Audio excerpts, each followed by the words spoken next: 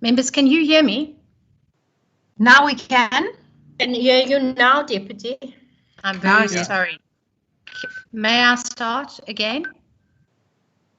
Yes, please. Thank you. Let us pray. Almighty God, where you have called us to govern this province, we ask your help to make decisions and laws that will be just and will promote the interests of our people. Almagtige God, ons bid dat u gedurende ons vergaderings ons die nodige wysheid sal gee en ons motiewe suiwer sal hou en dat u ons sal help om ons tekortkomige te oorkom en al ons besluite aan u op te dra. Sikelele elizwe letu nabantu balo omesile ukulunga kwipondo letu. Nkosi sikelele I Afrika, Tina abantuano bayo, kokele inkokeli zayo, inike ukolo I Africa. All this we beg in your holy name. Amen. Order.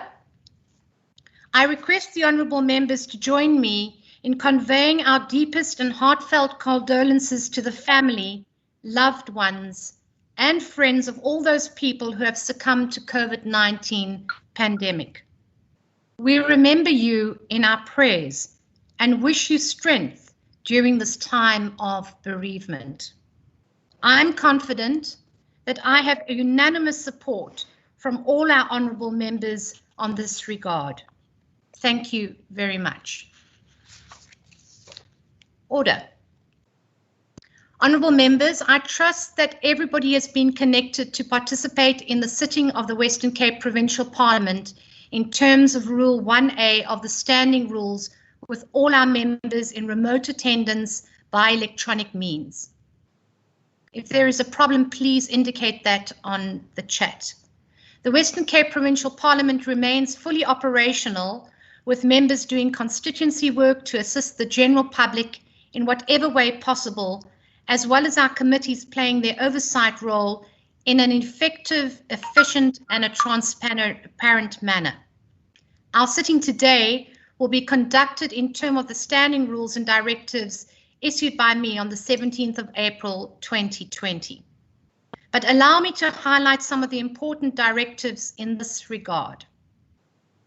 The Secretary and his administration will ensure dedicated technical support at all times during the sitting. The quorum requirements for the sittings of the House are as provided for in the Constitution and the standing rules. Unless there's an indication of a unanimous concurrence, voting will take place by members present and entitled to vote to cast their votes by clearly identifying themselves to the presiding officer, verbally expressing their votes. Members who are present have all the privileges and immunities imparted by the law. Members who are considered to be out of order by the presiding officer, microphones will be muted and called to order. Attendance of members will be recorded by the Sergeant at Arms. In instances where the directives do not cover a particular eventuality, the standing rules must apply. In instances where the rules cannot be applied, the ruling by the presiding officer is final.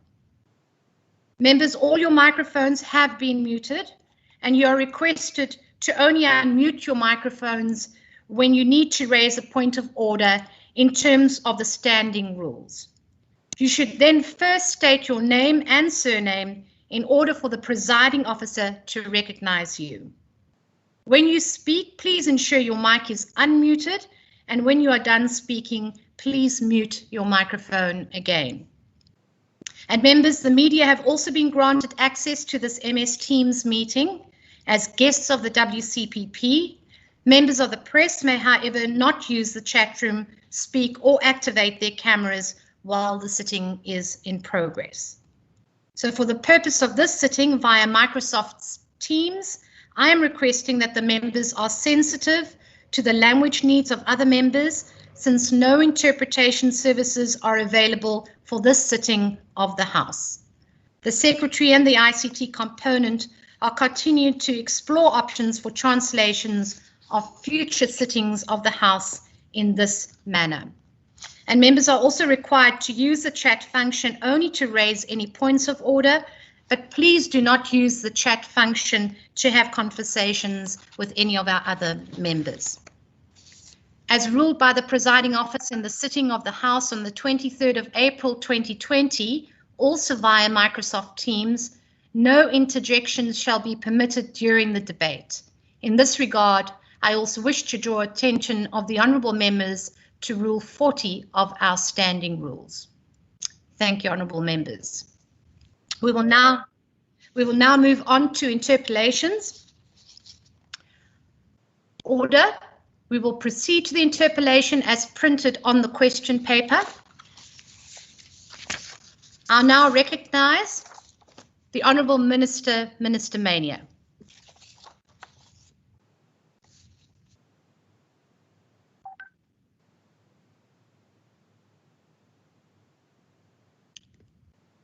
Am I online?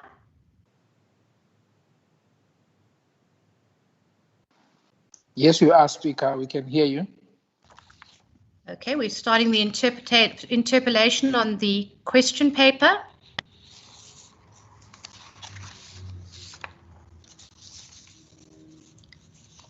Can I ask just for that we move on to, can I just check that we have Minister Mania on here? If by any chance he is not able to hear us, we could proceed to the second interpolation while we get him sorted out. Can we agree, members? I agree, Deputy Speaker. Thank you very much, Deputy Chief Whip. I so then move on to interpolation 2, which is, and I call on the Honourable Minister, Minister Schaefer. Thanks very much, Deputy Speaker, and thank you to the member for the question. It is a very broad question, and so I will be giving a pretty broad answer. But the first thing that we obviously need to do is to get schools open, without which education will not be able to continue for the majority of people.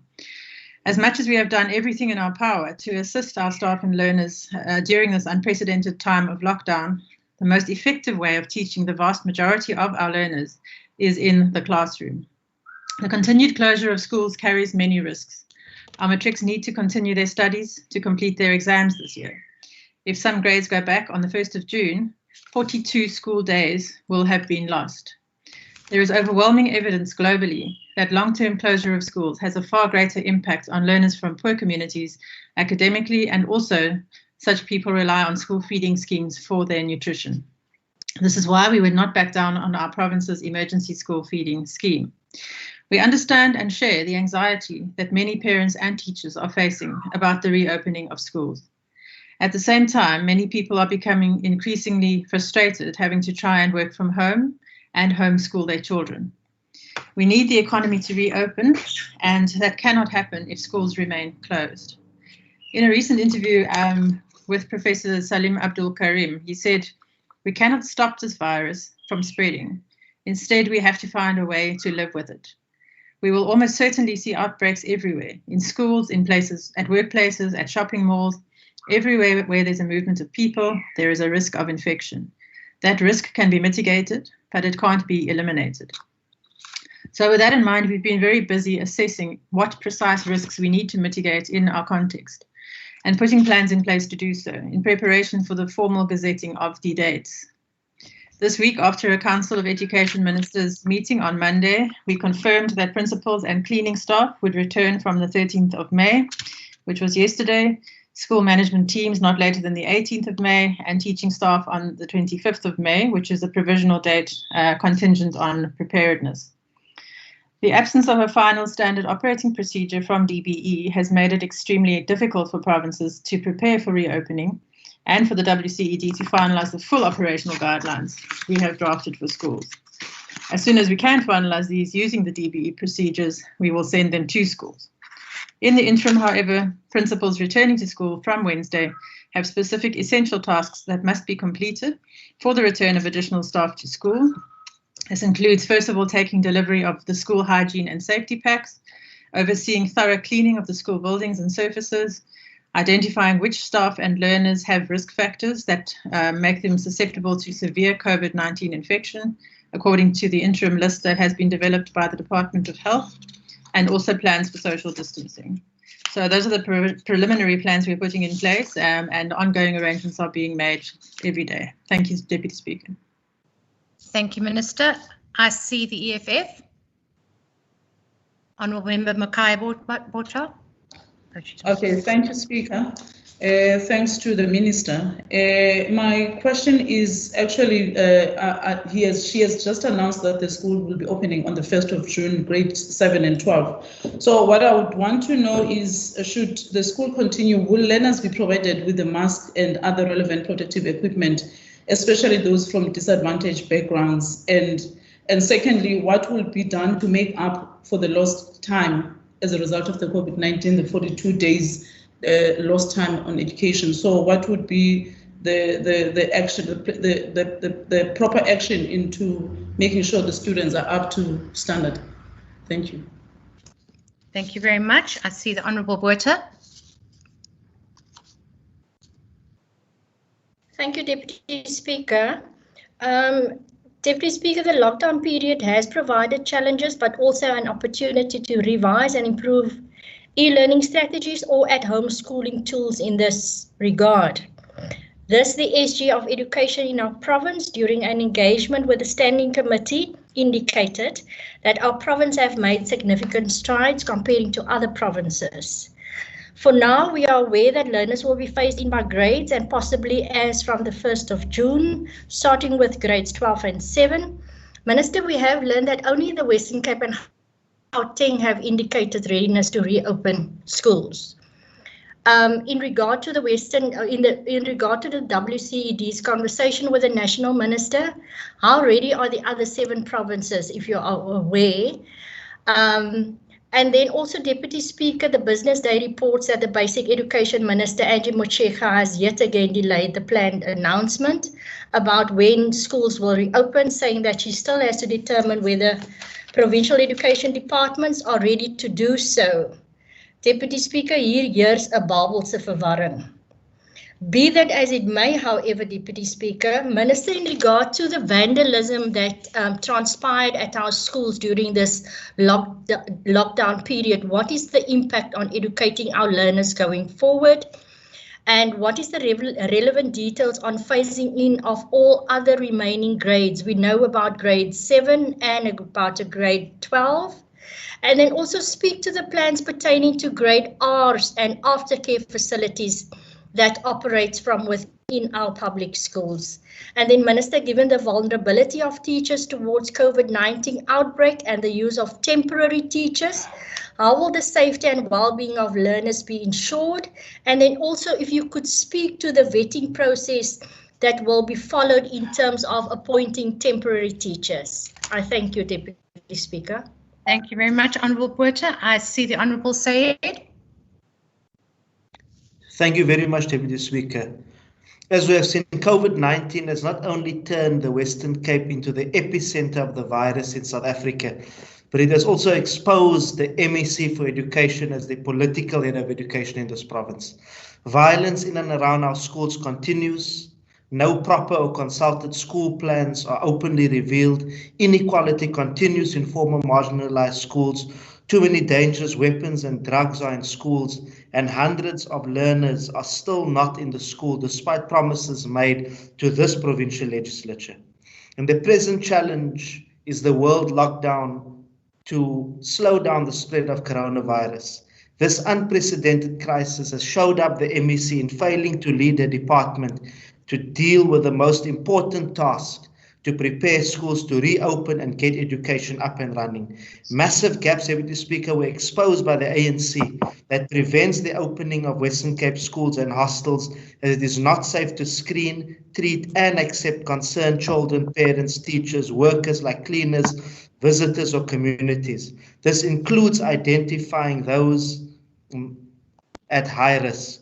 And of the problems are a big shortage of hygiene products like sanitizer and disinfectant. Okay. We also have a shortage of thermometers, masks, no reliable water supply, soap, scheduled deep cleaning ahead of operating, or prior training to deal with the virus or protocols, including social distancing, and the extraordinary new circumstances during class, play, and feeding time. Lots of work lies ahead with refining the adjusted teaching plan and timetable, or how to deal with external tuck shop or caterers. Yet we find, Deputy Speaker, our MEC refuses to take responsibility and actually reduces COVID-19 fears to being purely psychological. She acts as if she enjoys the protection from the real powerhouses in the DA, former Premier Helen Zille and the interim leader John Steenhuisen, the champion of the right wing in this country. These are the ones whom the MEC considers as the real bosses, not the Honourable Premier. The Premier knows this too. Quite frankly, he has been better at working with the opposition than his predecessor, Helen Zille. We have developed a fairly good working relationship with the Premier and thought that he will place the interests of learners at the fore. And on more than one occasion, we have urged him to call his MEC to order, but unfortunately, he has not done so. Your time is up. Because we see that the MEC is a foot soldier of Helen Zille and John Steenhuisen. We call on a point of order. On the Premier to take action. On a point of order. Honourable Member Said, your time was up about a minute ago.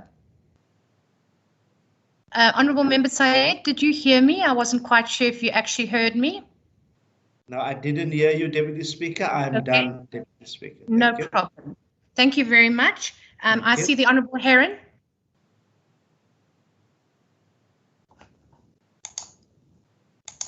Thank you, Deputy Speaker. Deputy Speaker, the chairperson of the DA's Federal Executive and the former Premier of the Western Cape has been promoting a particular view about the risk of opening schools. She recently tweeted, "Dear Sadtu, young people are not at mortal risk from COVID unless they have a serious underlying condition such as diabetes. What is more, the latest scientific evidence is that children do not pass the virus to adults. Time to open schools, back to work for you guys." This is in line with other tweets that have said that healthy children have almost zero risk. Professor Mahdi, Wits University vaccinologist, made similar comments during a Daily Maverick webinar last weekend. But the science is not unanimous on this. In fact, leading scientists are disputing this. The now famous Dr. Fauci, the United States top infectious disease expert, recently disputed this proposition during his testimony to the United States Senate. In fact, he said if schools were to reopen, each learner would have to be tested regularly, every 4 days, I believe. He warned that people should not be cavalier in thinking that children are completely immune to the effects of the disease. The United Kingdom's Royal College of Pediatrics said that these reports are incorrect and they are not based on scientific evidence. Professor Mahdi's disclaimer when he made the comments was that he is not an expert in COVID-19. As the basic education sector contemplates the return of children to schools, would the MEC or the Minister clarify her and the Western Cape government's position on the risks for children and their communities? Do you share the view that children are not vectors of transmission and are unlikely to contract the virus? And how do you respond to suggestions that schools should just reopen and children and teachers should just go back to school? Thank you, Deputy Speaker. Thank you, Honourable Member. I see the Honourable Makamba Bocha. Thank you, Deputy Speaker. In terms of what are the norms per class pertaining to the social distance, this seems to be practically impossible considering the fact that in terms of the infrastructure, the department will not be able to deliver this due to overcrowding, especially in the townships. How will the department deal with this challenge coupled with the school transport? Thank you. Thank you very much. I see the Honourable Minister, Minister Schaefer.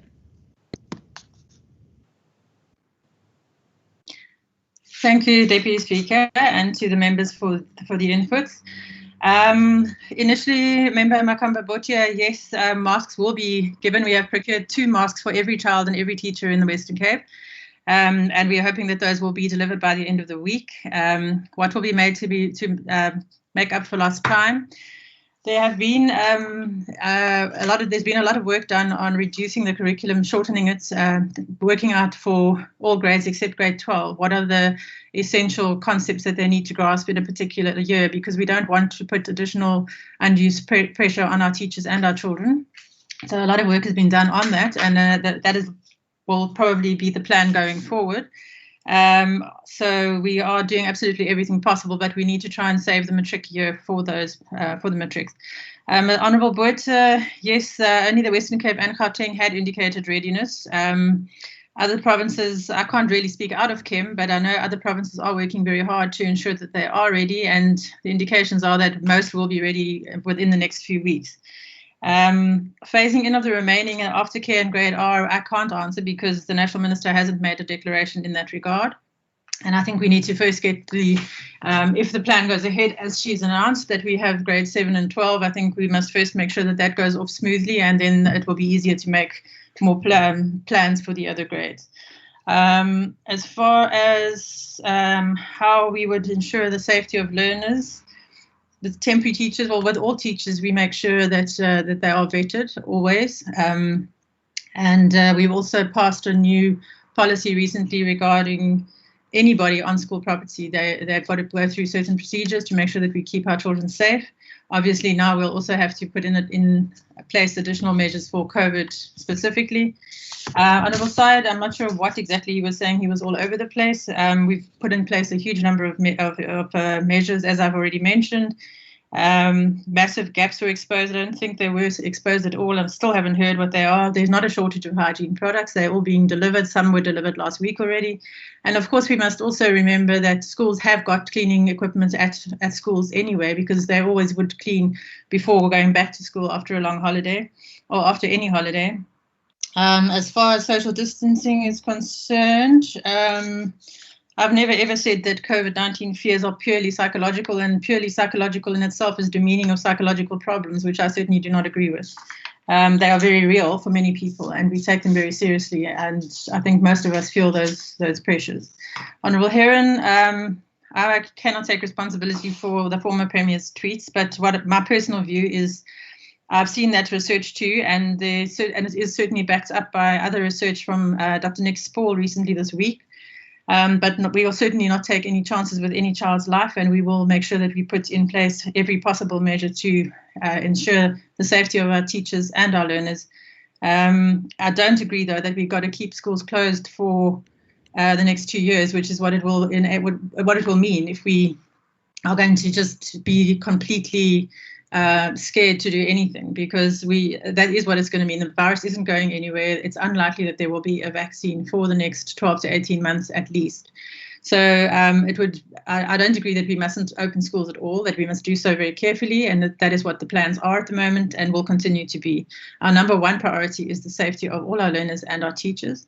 As far as social distancing is concerned, there's no way we're going to be able to do it with the current infrastructure and teachers, so we are looking at the possibilities of maybe alternating classes. So grades could alternate on different days, or classes could split over different days, because that probably would be the only option. But we are working with health all the time, and we will certainly implement every possible safety measure that we are aware of based on the current scientific knowledge. Thank you, Deputy Speaker. Thank you very much, Honourable Minister. We will now move on to the interpellation with Minister Mania. Minister, can I just check that you are able to be heard? Deputy Speaker, I am online. Thank you. Thank you. So I will hand over to you. Thank you, Deputy Speaker.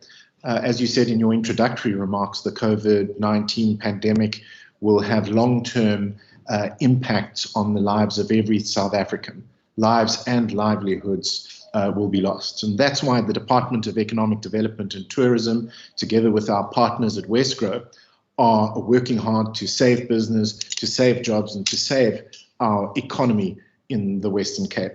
Our teams have actively sought and to get clarity from national government on available financial relief packages that business can access. And where we have clarity, we have proactively assisted businesses in the Western Cape to apply for support measures that they qualify for. The Unemployment Insurance Fund Temporary Employee Relief Scheme, or the UIF TERS scheme, which is managed, and I emphasize this, by the National Department of Employment and Labour, is included in the suite of support measures which we are helping business to apply for. To ensure that businesses are applying for support measures, including the UIF TERS scheme, we have collated details of all financial support measures available and developed an online tool which in 5 easy steps helps businesses identify the support measures they qualify for and helps them to access that support online. We've, of course, engaged almost weekly with a range of business chambers and industry associations to share with them information about support measures, including, of course, the UIF TERS scheme, and encouraged their members to apply. We've also assisted businesses that have contacted our support business team looking for advice on how to apply for financial support, including support from the UIF TERS scheme. And we've hosted webinars for businesses on financial support measures that are available, including a session explaining the UIF TERS scheme. Members will know that last night President Ramaphosa confirmed that the UIF TERS scheme had disbursed about 11.6 billion rand, benefiting 2 million employees and 160,000 companies.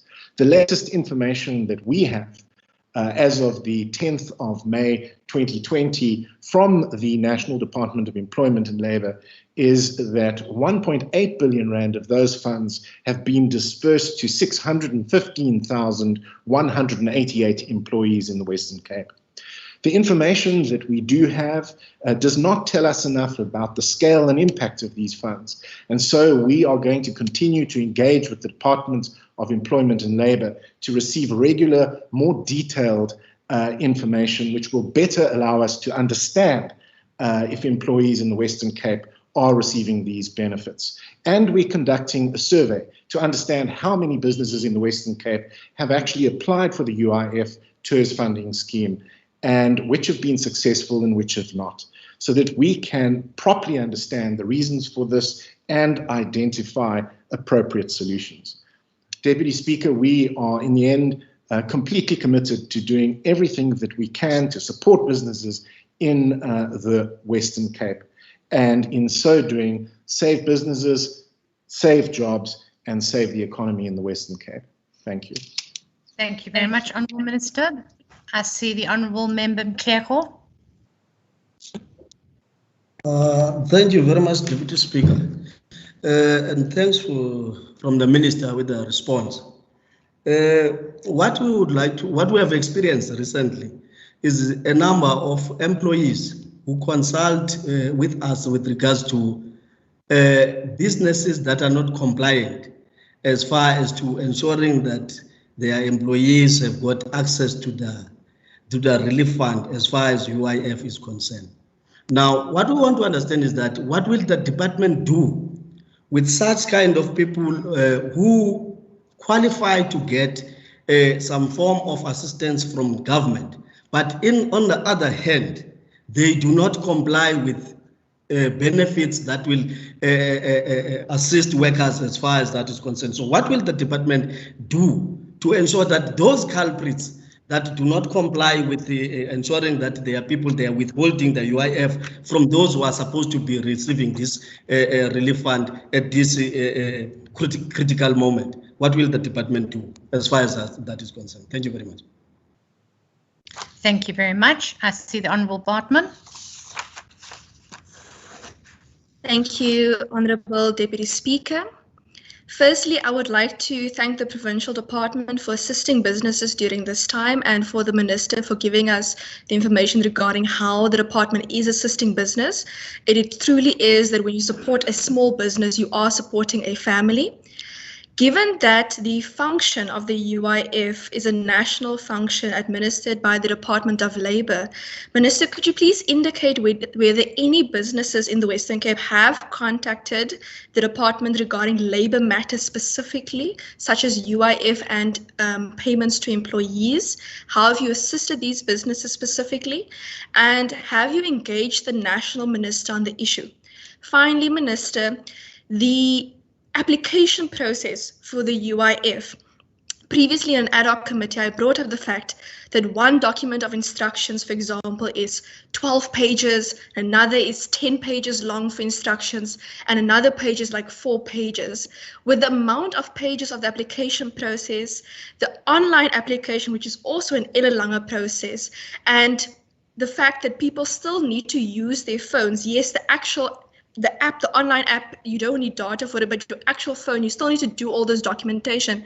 Is it possible for the department to please engage the Department of Labour to simplify the current process, please? Thank you. Thank you, Honourable Member. I see Honourable Member Nkondlo. Thank you, Deputy Speaker. As the ANC, we are glad that national government stepped in and brought a series of interventions to support and cushion companies and employees from the economic effects of COVID-19. Acknowledging that, as the Minister alluded to, that about 1.8 billion has been disbursed in the Western Cape from those who applied for the UIF support for their employees and have been paid, whilst others are still waiting. I think of concern in this interpellation is the number of employees that the Department of Labour has already informed us that some has refused to apply. And it's important that the MEC is able to tell us that in the province, are they aware of such employees? And if so, what have they done in their engagement with industry to encourage such employers in particular, to help the employees in this regard? The provincial government must find these companies that refuse to apply for the UIF, as well as those that failed to pay their employees. To this day, our offices are inundated with calls from distressed employees that have not received their salaries and others that have been issued with retrenchment notices. Unfortunately, the challenges that people are facing with the need a caring and responsive government. We need caring and responsive government other than just playing a middleman. Yes, assistance is of setting up information portals and jump is actually acknowledged, but what is important is a government that is able to intervene, especially in maintaining a human rights culture that our democracy is founded on. The arrogance of some of the retail stores owners is a glaring sign of a province that harbors untransformed markets and exploitation of workers, whilst thousands of our COVID cases came from some of the retail stores and factories. More workers are exposed of danger through their companies. Thank you. I see. Apologies, Honourable Member, your time is up. I see the Honourable Heron.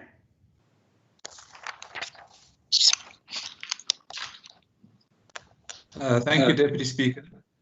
Deputy Speaker, a government that cares about survival of small businesses would have anticipated that it is the small businesses that are most likely going to need help.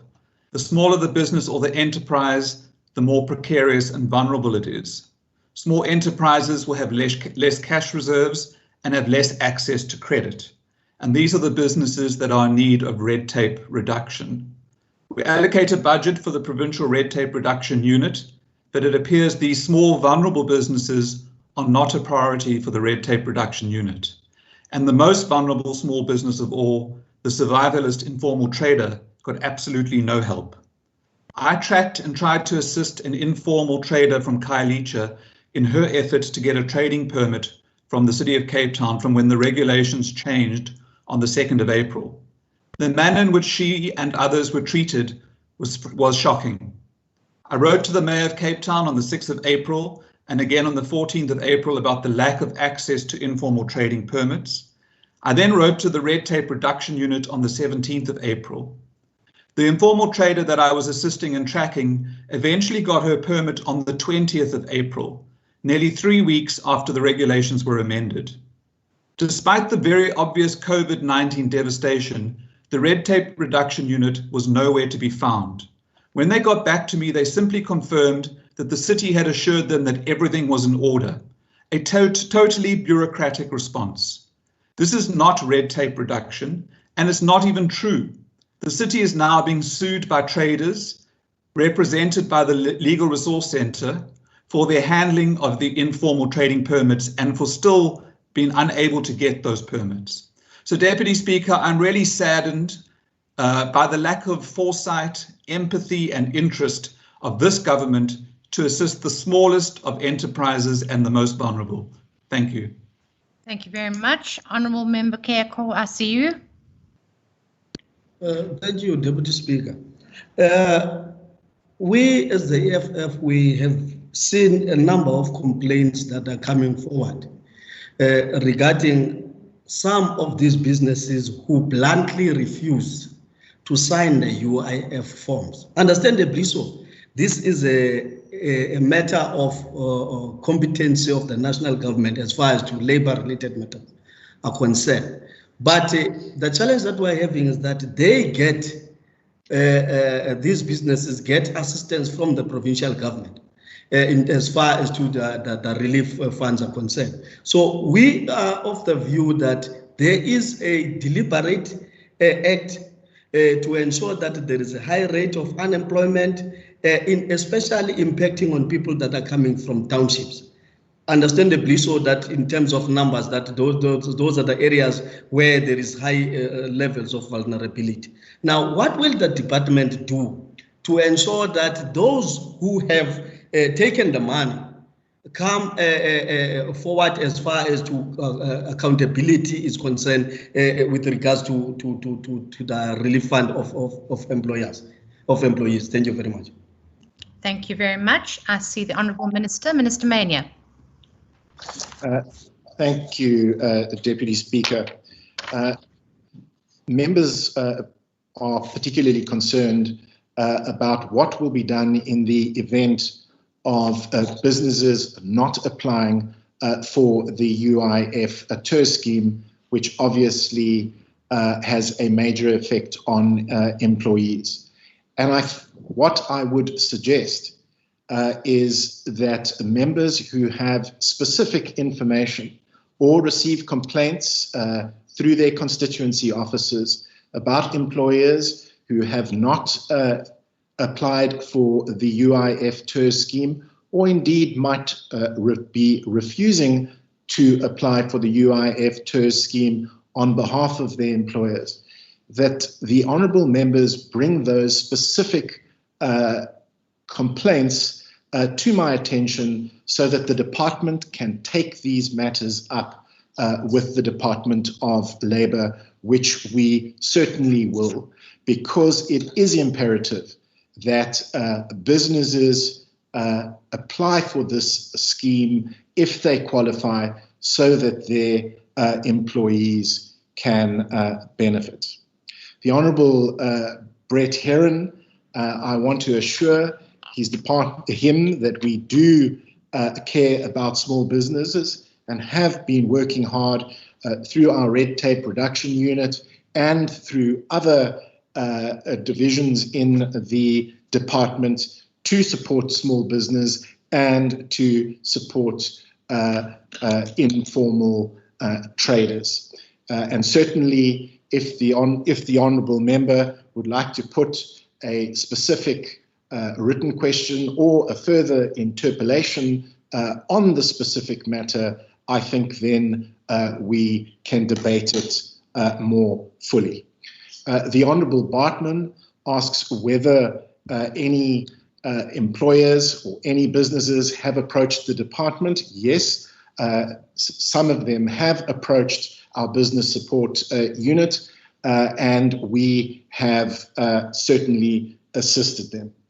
We have also, precisely because there is frustration, not only with by employers who are frustrated with the onerous systems to which the honourable member refers, and frustration amongst employees who are not benefiting from the UIF TER scheme. We have engaged and I have written to the National Minister requesting more detailed information about the implementation of the UIF TER scheme in the Western Cape. How many applications have been submitted? Of those applications, how many of those applications have been approved? How many have been rejected and on what grounds? And how many employees and businesses have benefited, so that we can properly understand the problem and so that we can find solutions to ensure that the UIF TER scheme is properly implemented in the Western Cape, so that businesses can benefit and so that employees can also benefit and survive through the pandemic in the Western Cape. Thank you, Deputy Speaker. Thank you very much, Honourable Minister. That brings us to the end of interpellations. In terms of Rule 202, we will now deal with questions as printed on the question paper. After the Honourable Minister's reply to the question as printed on the question paper, there will be an opportunity for Honourable Members to ask follow-up questions. There are 4 opportunities for follow-up questions per question printed on the question paper, but the Honourable Member who has asked the initial oral question as printed on the question paper will get the first opportunity for a follow-up question. Thereafter, other Honourable Members may then use the remaining opportunities to follow up on a follow-up question. And when an Honourable Member presenting in this House wishes to ask a follow-up question, such as an Honourable Member must clearly identify him or herself to the presiding officer in order for the presiding officer to recognise such Honourable Member for a follow-up question. So I recognise in the first question to the Honourable Minister, Minister Mbombo.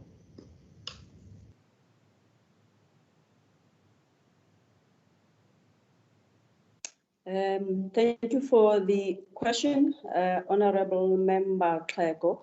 I just want to highlight that the site, as confirmed by the city, is going to be phased out 20th May. So we're talking about something that is going to end by next week, as according to the city.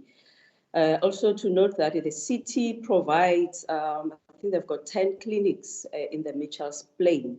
For the province, we do have 1 CDC, 1 CHC, and also the hospital. So the city does have the capabilities of rendering health services because they are all already rendering the services. However, there were shortfalls which we did go and assess the situation, where the shortfall was the mental health aspect, noting that we do have Lendegeer Hospital in the Mitchell's Plain. So in regard to, especially when there's a need for the medical assistance for the people that needed at the time, to be assessed for the mental health. So Lendegeer Hospital provided the support. Also the issue of the EMS in case of the emergency, especially after hours. So it meant that we have to make it a point that we do have, provide a priority for such cases. In addition, we advise the city to have a standby on-call professional nurse, plus also to add community health workers overnight, so that in case that there might not necessarily be a need for an emergency. Also for the chronic medication patients that stay there used to come. We made a provision that those medications should be brought on site. So as the province, that's our responsibility. We have assisted. Thank you. Thank you, Honourable Minister. Honourable Member Tlego, do you have a follow-up question? Yes, Deputy Speaker. No. What I wanted to understand, Minister, is that are there any reported cases of infections in the different shelters that that you would like to give us a response to? Honourable Minister. I'm not sure what infections, but I'm making an assumption probably talking about COVID. Yes, there were COVID cases that were reported there, and the tracing team, noting that, as I indicated earlier, the city also offer services. They are also part of the Metro contact tracing team. So those cases have been dealt with, including also even in other sites, by the way, the Belleville and also the other one in the, what we call Wingfield. So they've been treated the same in terms of taking some of them to the quarantine site outside the shelter. Thank you very much. Are there any other members that would like to pose a question? Member Van Vogel, Chairperson. Speaker. I see you, Member Van Vogel. Yes, Deputy Speaker, I heard the MEC. But given that the temporary shelter has been closed down due to health hazards and inhuman conditions, and homeless people sent back to the streets, I want to understand if the MEC has relayed her concerns to the Department of Social Development and the city around the risk factor of homeless contracting the virus and spreading it, as well as to get intervention of keeping them safe from the virus. Thank you, Deputy Speaker. Thank you. Member, Minister. As I indicated earlier, this assessment was conducted, and also the various health interventions were put in place.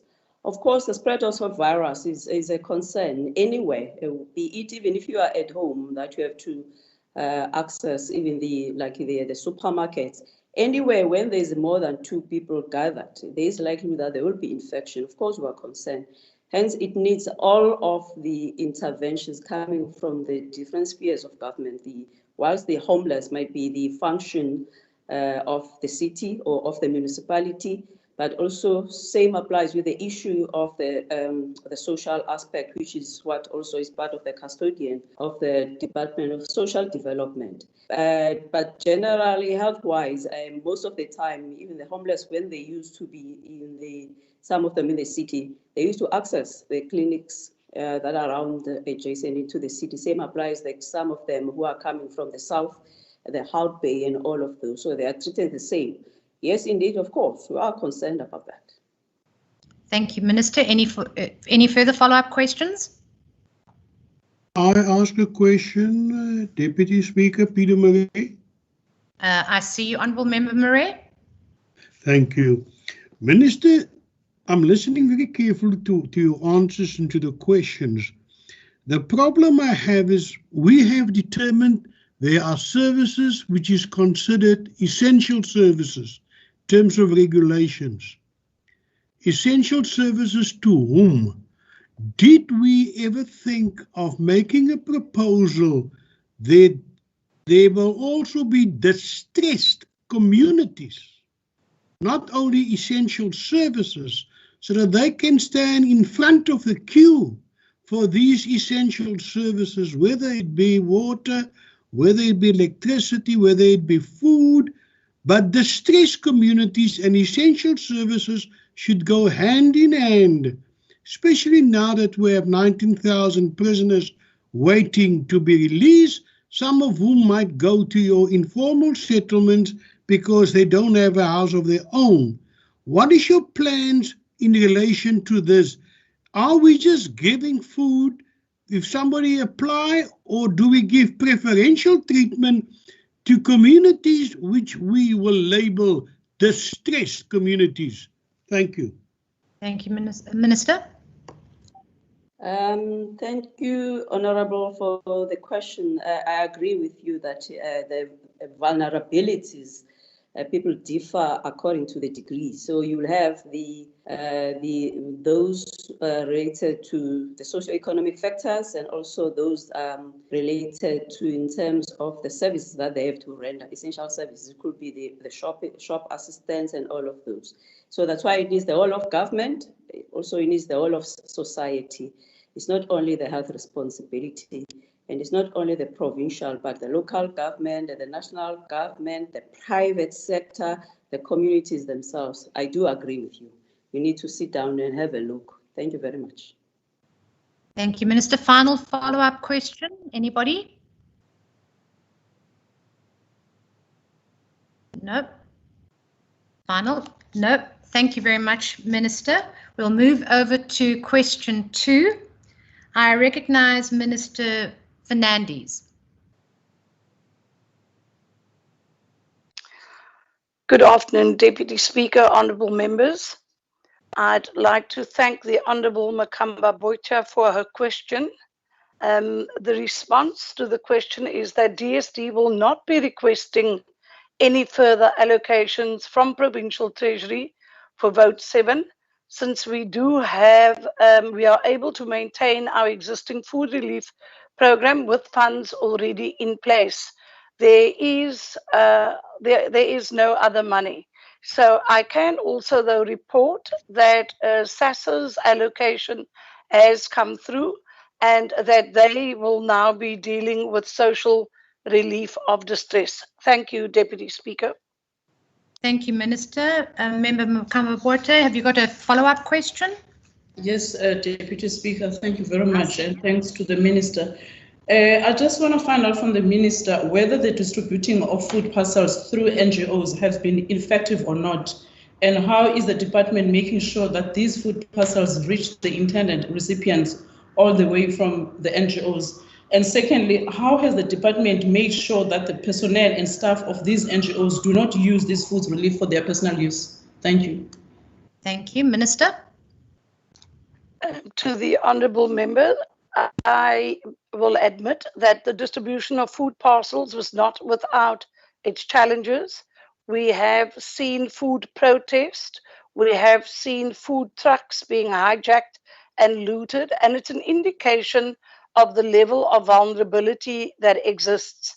The Honourable Marais asked a question earlier, and I can inform the House that we are indeed busy with a mapping exercise where we can identify the most vulnerable wards in the city as well as in the 5 district municipalities. We also have a humanitarian work stream where the key NGOs, NPOs are onboarded, and we are now getting a bigger picture of how much food parcels have been distributed across the province. I can also, on the issue of distress, a psychosocial relief that needs to be provided to communities, we have set up under the humanitarian work stream, which I lead, we have set up a religious and interfaith grouping, which Minister Mayer convenes, and that grouping meets once a week. So we are also using religious leaders and all interfaith bodies to assist us to try and get food and much needed nutritional support to vulnerable people on the ground as quickly as possible. Thank you, Deputy Speaker. Thank you, Minister. Anybody wants to pose a question to the Minister? Gillian Postman, Deputy Speaker. Honourable Member, yes, I hear you. Through you, Deputy Speaker, Minister Fernandes, are you able to confirm that the South African Social Security Agency only has 10 million rand budgeted for relief of distress for the Western Cape for this year? Honourable Minister. Let me first, just for the context, we have invited Mr. Henry de Graaf, who represents SASSA in the province, and he sits in on our workstream meetings. They received an allocation of 36 million for the year, of which 10 million, I am told, was allocated for social relief of distress. Now, if you consider that the 35 million which we reprioritized, and we used 4 key NPOs, Red Cross, Mustadafin, Sons of, and Islamic Relief, that purchased us 50,000 food parcels valued at 500 rand, then the 10 million won't go very far, but it certainly will be topped up by the allocation that has been made now for social, the 350 SRD, where vulnerable community members, individuals, can now apply for the 350, which will be managed over the next 6 months. I am told, though, that there is a serious backlog and that individuals are experiencing challenges getting through on the various platforms that have been made available. Thank you, Deputy Speaker. Thank you, Minister. Any further follow-up questions to the Minister? Yes, I would like to come in again. Deputy Chair. Speaker. 1 minute. I recognise Honourable Member Murray. Thank you very much. Minister, do you have any input to make in terms of the decision to hand out food parcels, what the value of the food parcels will be, what we're paying the NGOs or NPOs in terms of their delivery service or whatever they do? Last time I heard, it was said the food parcels are valued at 1,400. And when Honourable Cameron asked how much of that is food, it was said 800 and 400 goes to the service provider. Who made that decision that the service provider gets a third of the value of the total food parcel and 800 goes to the person who gets the food? And now we heard over the news, some food parcels are being opened. Peanut butter is shared between 2 or 3 families out of each parcel. Are you aware of this? And does it have your full support that councillors who handed this out are allowed to open food parcels and divide it so that it can go further? I'm baffled. Can you please answer to that? Honourable Murray, yes. Thank you for the question. It is deeply concerning. I need to clarify that there are various food parcels doing the rounds. SASSA has a food parcel. DSD in this province have a food parcel, and ours was valued at 500 Rand. Then you also have the Solidarity Fund that dispatched X amount of food parcels in the province. And then you have the City of Cape Town, I know the Mayoral Fund. So there has been a fair amount of confusion. We also see many public reps who use their own funds to create or provide a nutritional support to families in need. At this point, there is no regulation, but the new directions, which Minister Zulu is pondering on, makes provision for a food parcel to be monitored in terms of what goes into the food parcel. However, there are challenges in that the food parcels need to be mapped, they need to be distributed by SAPs, and so there are some practical implications. However, I would not condone anyone handing out a parcel, a peanut butter jar that has been opened, because there are certainly health standards. So from a DSD perspective, our food parcels are quality assured and checked before they get dispatched, and the recipient signs to confirm that they have indeed received every single item that is listed in that parcel. I am aware that in certain contracts in the national domain that have been made into provinces, there was an administration fee initiated. I unfortunately cannot speak to that negotiation because it does not affect our department at a provincial level. But when we negotiate with any service provider, and we have used service providers that have the logistics, the resources to cope with a disaster situation, the quote that they, and I am not privy to that because it is not my place to be involved in any tender processes, but I am assured that everything is factored in to the costing when the agreement is signed. So I trust that that gives some insights. I am mindful that a food parcel cannot or does not solve the problem, because often we give people food parcels, but they don't have electricity to cook the food.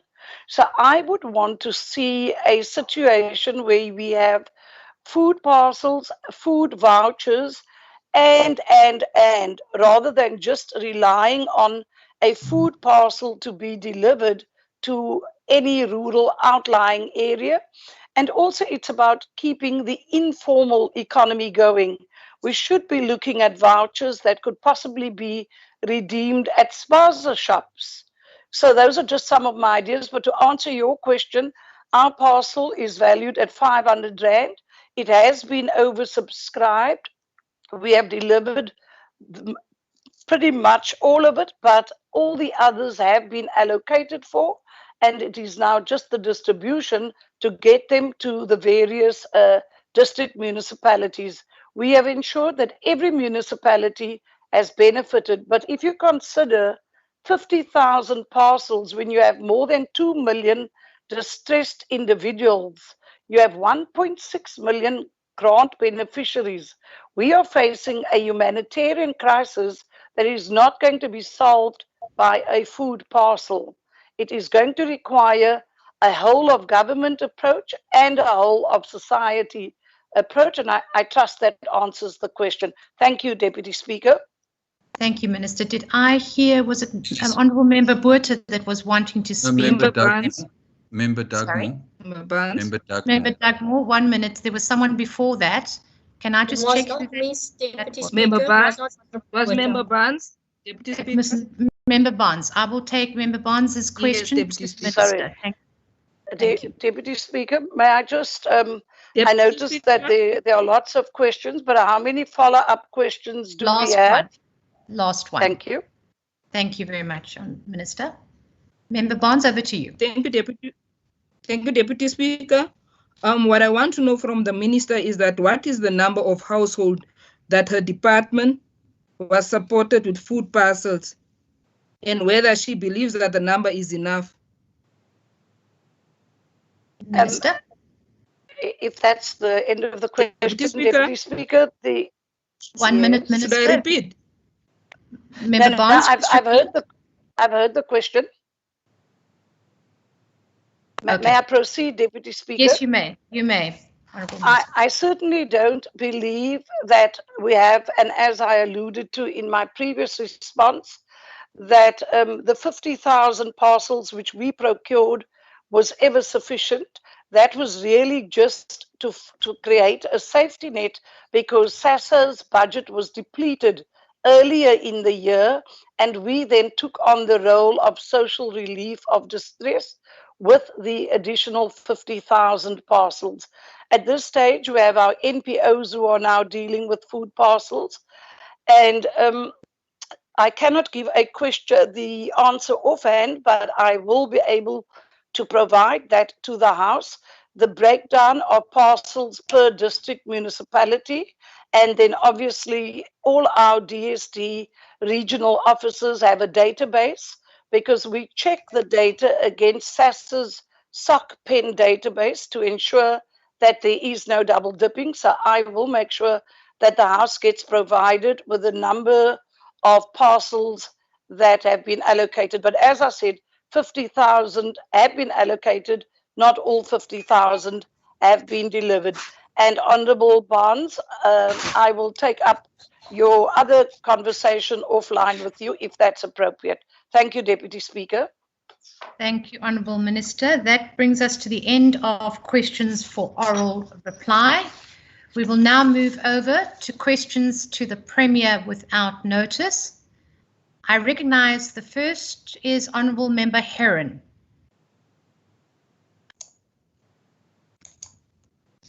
Thank you, Deputy Speaker. I think, Deputy Speaker, let me start by saying how sad it is that we lost ENCA cameraman Lungile Tom yesterday, and that the Premier was exposed potentially to the virus again. Lungile Tom was at the Premier's press conference last week, and 1 week later he's dead.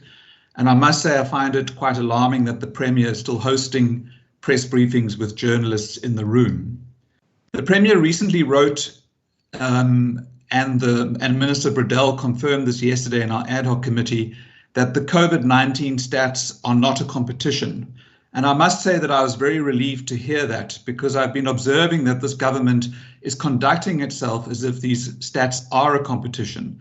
We've had arguments about more testing, better testing, and now we're debating comorbidities of those who died. But we've always known that those with underlying health conditions were more susceptible. So these kinds of arguments really demonstrate a government that is in some sort of competition, and the Western Cape has to win. Now, today, the Premier has apparently called for the province to move to level 3. And I would like to ask that the Premier, given the high death rate and the highest infection numbers that we have in the country, if the Premier can tell the people of the Western Cape what the scientific basis is for this call. Thank you. Thank you, Honourable Member. I see the Premier.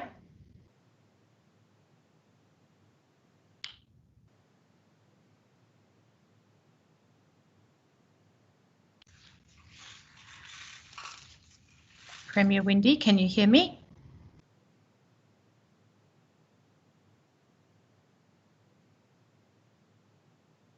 If we can just ask, Premier in the house?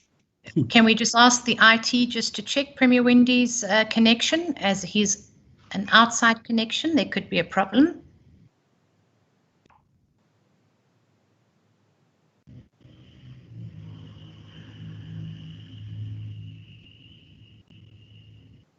Members, what I'd like to do, if I can, while we check that, could we just ask for the recording to stop for a few minutes until we have the Premier online and he can answer the questions, because this directly affects him.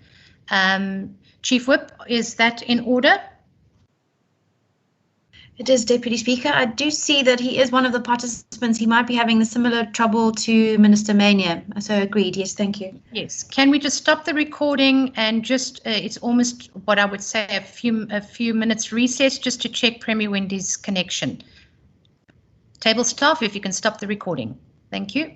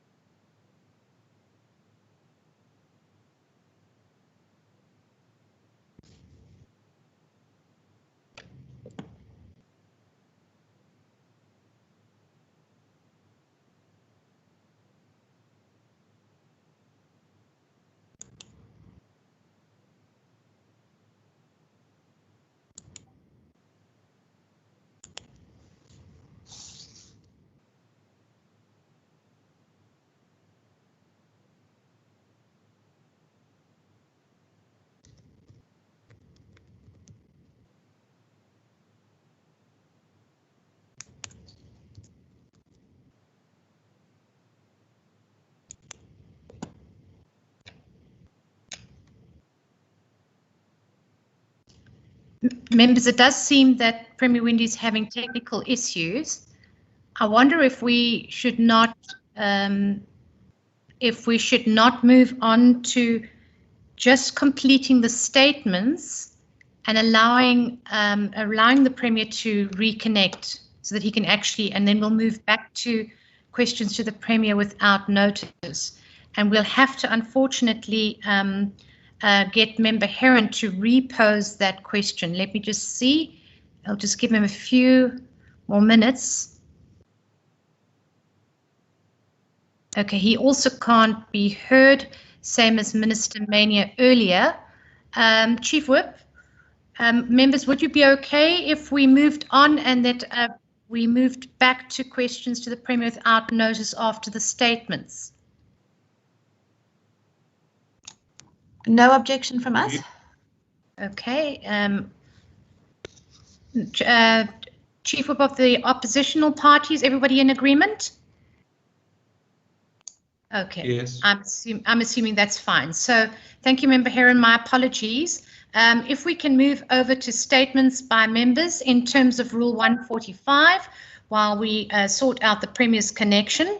I recognise the first is the DA.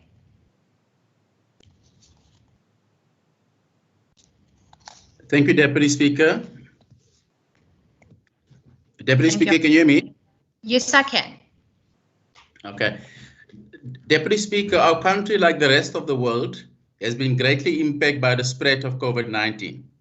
When it comes to managing this crisis, there's simply no guidebook on how to best combat this pandemic. There is no one-size-fits-all model. This crisis demands innovation and flexibility. This government has exemplified good and brave leadership in a time of a global crisis. The Western Cape has undertaken a whole-of-government approach and are working around the clock to ensure we are prepared for the peak that is yet to come. The targeted testing approach falls in line with expert evidence from leading epidemiologists. The province's screening and testing strategy focus on specific high-risk clusters, and this informs intentions taken by the provincial government to flatten the curve. The disparity in the positive case numbers from the Western Cape and other provinces is a result of the active tracking down of the virus in communities where it has been transmitted. Deputy Speaker, the truth of the matter is that the Western Cape has been transparent throughout the course of this pandemic with timeous releases of figures on a daily basis. Residents can be assured that every step is taken to make the best possible decisions based on the most reliable data on hand. The Premier and his government had undertaken to keep all residents informed and updated in the most comprehensive manner possible. Information, data, and timeous interventions are key. The same can be said about the work of the oversight by the Provincial Parliament, which meets on a regular basis to scrutinize the work of the Western Cape government. We are the first and only legislature to meet via digital means with public availability in the country. This is because we take our constitutional obligation seriously, tracking and quality assuring all measures taken by our provincial government. It is through reliable data, tough decision-making, oversight and planning that we're able to say that the future for the people of the Western Cape will be a free one of coronavirus. Thank you. Thank you, Honourable Member. I see the ANC.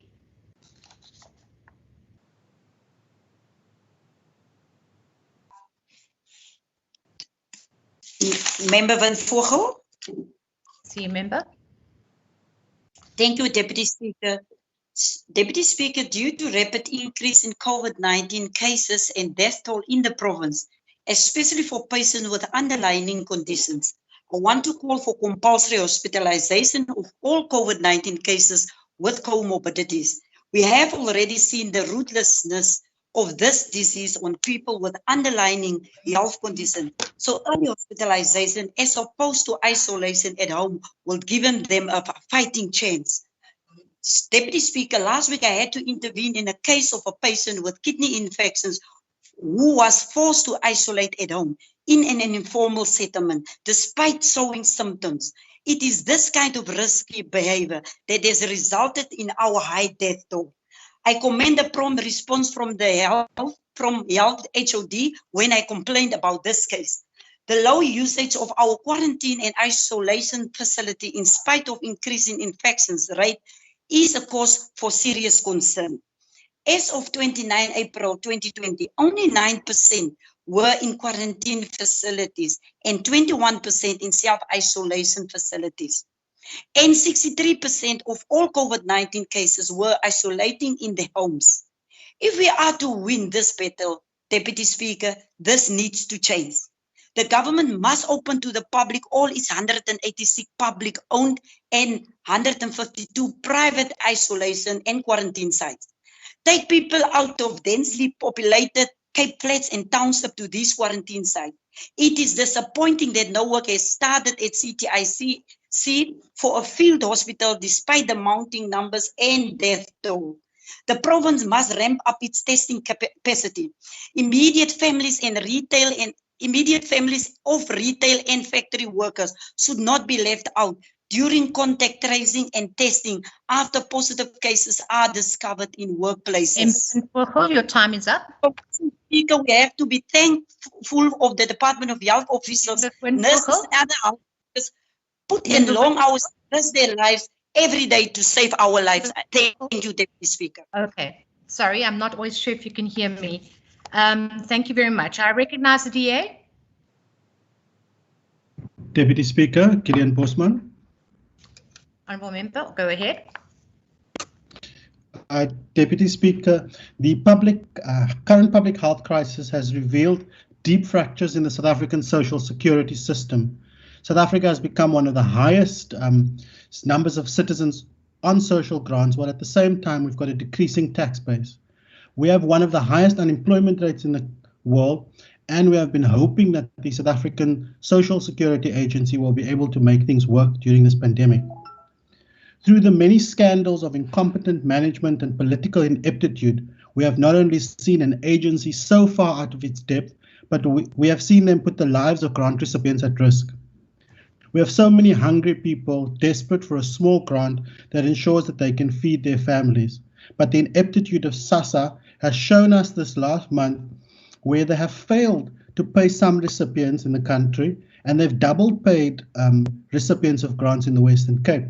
Whilst SASSA failed, the National Minister of DSD is contemplating regulations to limit the generosity of soup kitchens and community feeding schemes.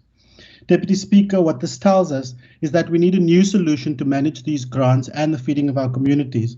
We need a capable grants agency that's able to make this happen error-free and corruption-free. But most importantly, Deputy Speaker, we need a new social security architecture that changes the relationship between the state and its citizens. This new relationship needs to take into account the ability of the state to respond, not to close their offices and draft regulations that leave many hungry. We need an agency that is able to make sure that it delivers on the most basic of its mandate as provided in legislation. Deputy Speaker, the COVID-19 crisis has forced us to relook at the role of social development as a department, and it requires us to reimagine our social security architecture. I thank you. Thank you, Honourable Member. I see the EFF. Thank you, Deputy Speaker. The Economic Freedom Fighters condemns the proposed amendment of the City of Cape Town's bylaw on public places and prevention of noise nuisance. In particular, Section 22 of the bylaw, which gives city officials powers to instruct a person who is alleged to be in contravention with the bylaw to leave and remain out of certain areas, and further, without a warrant, to stop and to enter and search any vessel, vehicle, premises, or person for prima facie offence. On face value and indeed in substance, these provisions violate people's rights to dignity, privacy and movement, which are guaranteed under Section 10, 14 and 21 of the South African Constitution. Apart from being poorly drafted, they also cannot be reconciled with the provisions of the Criminal Procedure Act and the South African Police Act, which achieves similar purposes with less intrusion into people's rights.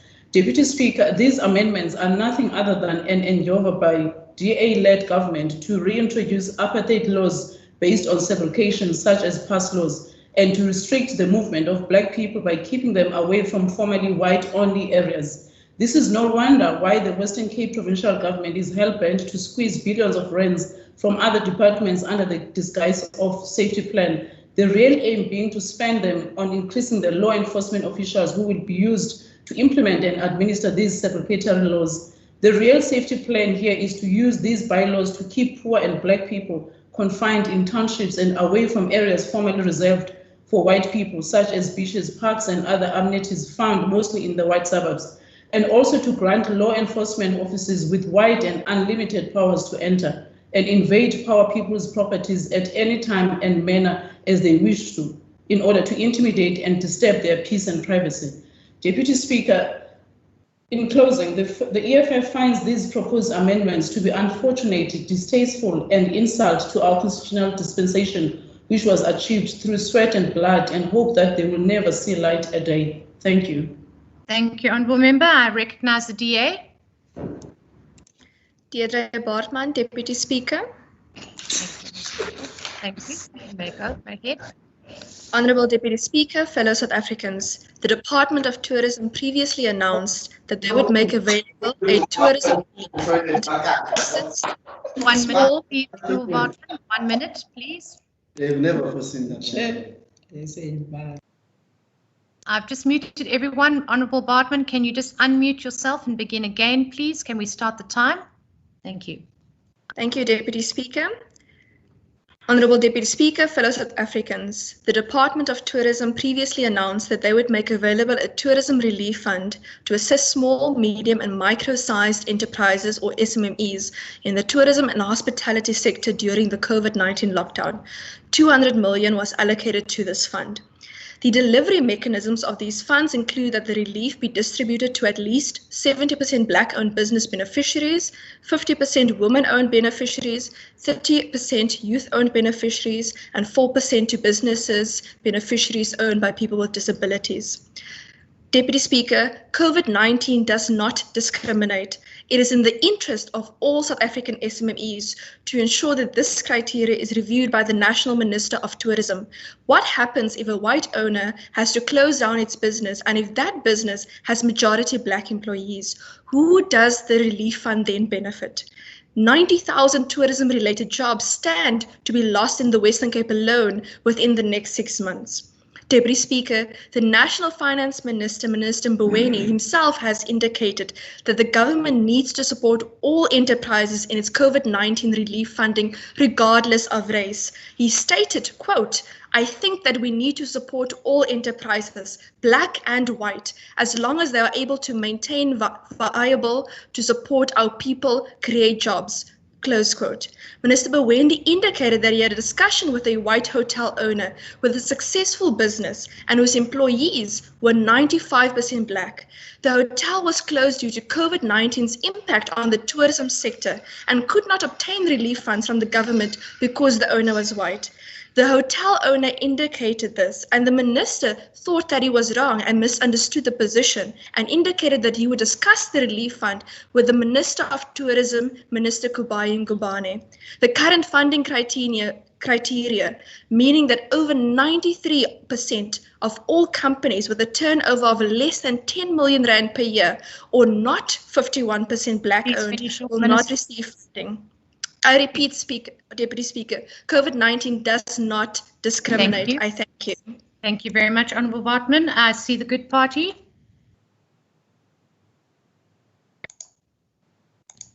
Thank you, Deputy Speaker. Deputy Speaker, last week I said that the DA was exploiting the cracks that divide us and undermining our response to the coronavirus pandemic. The very next day, the DA called for the lockdown to be lifted, for the economy to be opened, and claimed that the virus is not as deadly as we feared. In towns and cities across the United States, the virus is devastating Black communities. The environment where they live, the jobs they have, the prevalence of health conditions, and how they are treated by the medical establishment have created what has been called a toxic storm of severe illness and death. The conditions described in the United States should sound dangerously familiar for South African workers. Trump's call to open the economy is echoed here by the DAs. In the United States, the economy is being paid for with workers' lives. There's little reason to think anything different would happen in South Africa. If anything, the higher prevalence of HIV and high rates of TB, diabetes, high blood pressure, obesity, and in many rural areas, limited healthcare should require far more caution from our leaders. The Western Cape has the highest infection rate and the highest death rate. And last night, the president suggested that infection hotspots could remain at level 4 when the rest of the country moves to level 3. This could mean that parts of the Western Cape, including our economic powerhouse, Cape Town, will remain locked down for longer than we needed to. I urge the DA to radically shift from unscientific populism and to lead the change to the trajectory in the Western Cape. If you fail to do so, and we remain an infection hotspot, then you must carry some of the responsibility for our extended lockdown and the social and economic hardship that will mean for all of us. You have been elected to lead this province. It is time for you to do so with more rigorous contact tracing, more stringent isolation and quarantine protocols, and a coherent message about how seriously we all need to take this. Thank you, Deputy Speaker. Thank you, Honourable Member. I see the ACDP. Thank you, Deputy Speaker. The ACDP in the Western Cape is totally shocked by the irresponsible call and the reckless call by the ANC in the province to call the Minister, Nkosazana Zuma, to move back to level 5. There is no way that the Western Cape can return to a level 5. And we must stop playing the games. Lives are important. But the important thing is businesses are closing down on a daily basis. The unemployment rate is rapidly increasing. And businesses that were allowed to open under level 4 restrictions are doing their utmost to ease their cash flow problems and are trying to stay above board. Returning to level 5 would remove all hope for these businesses. This does not even include those businesses that are not able to operate under level 4, like your hair salons, your restaurants, and your B&Bs. Besides our provincial economy, our schools and tertiary institutions would be negatively affected if they stay closed, meaning that our learners will lose one academic year.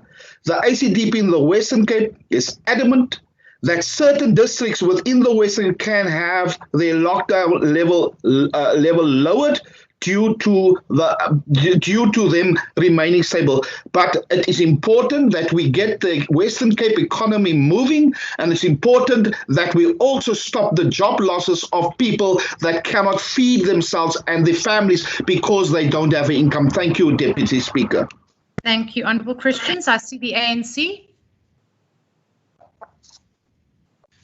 Thank you, Deputy Speaker. Yesterday, the country saw the highest daily increase of new infections. There were 724, and 608 of these new infections were recorded in our province. Currently, the Western Cape has 55.6% of all infections. We have the highest death toll. We acknowledge that our province has tested more people as a percentage of the population. At the same time, we note that Gauteng has tested the greatest number of the national total. There are, however, particular reasons, aside from testing, that have greatly contributed to the Western Cape having the greatest number of infections, transmissions, and deaths. We must be honest about these factors, as painful as the truth may be. Despite us being the national epicenter of the pandemic, Premier Windi has made the reckless call that the province goes to level 3 before the end of the month. This in direct defiance of the call by President Ramaphosa, who said last night, and I quote, "We will immediately begin a process of consultation with relevant stakeholders on a process that by the end of May, most of the country be placed on alert level 3, but that those parts of the country with the highest rates of infection remain at level 4. The Premier's call is reckless and is clearly driven by a DA agenda, an agenda of exceptionalism, an agenda which places economic recovery at the expense of people's lives. In fact, people's lives at the expense. The call by Premier Windi and the DA is not in the best interest of our province. The ANC in the province is opposed to this blanket approach of placing the economy above the lives of our people. To make matters worse, there was no consultation with Labour, business and civil society. There is no plan to ensure that all workplaces will be safe. And this also bearing in mind ongoing attempts by some, even in this House, to block access to Labour inspectors to certain factories and workplaces. Transmission rates are highest in our province because of grave mistakes made by this provincial government. Your time is Many up, tested, and I will conclude, as you have allowed others to conclude, that we will start a process of consultation. We want to find common ground with the Premier and the President, and we will be making our proposals after we've consulted next week with business, Labour, the education sector. We will be making those proposals and discuss these with the President of the Republic. Thank you. I see the DA.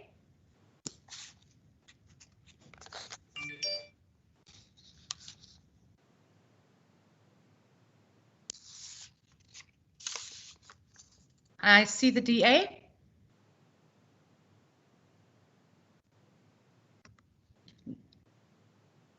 Last opportunity. Deputy Speaker. Yes. Last night during a live broadcast to the nation, President Cyril Ramaphosa stated, some of the actions we have taken have been unclear, some have been contradictory, and some have been poorly explained.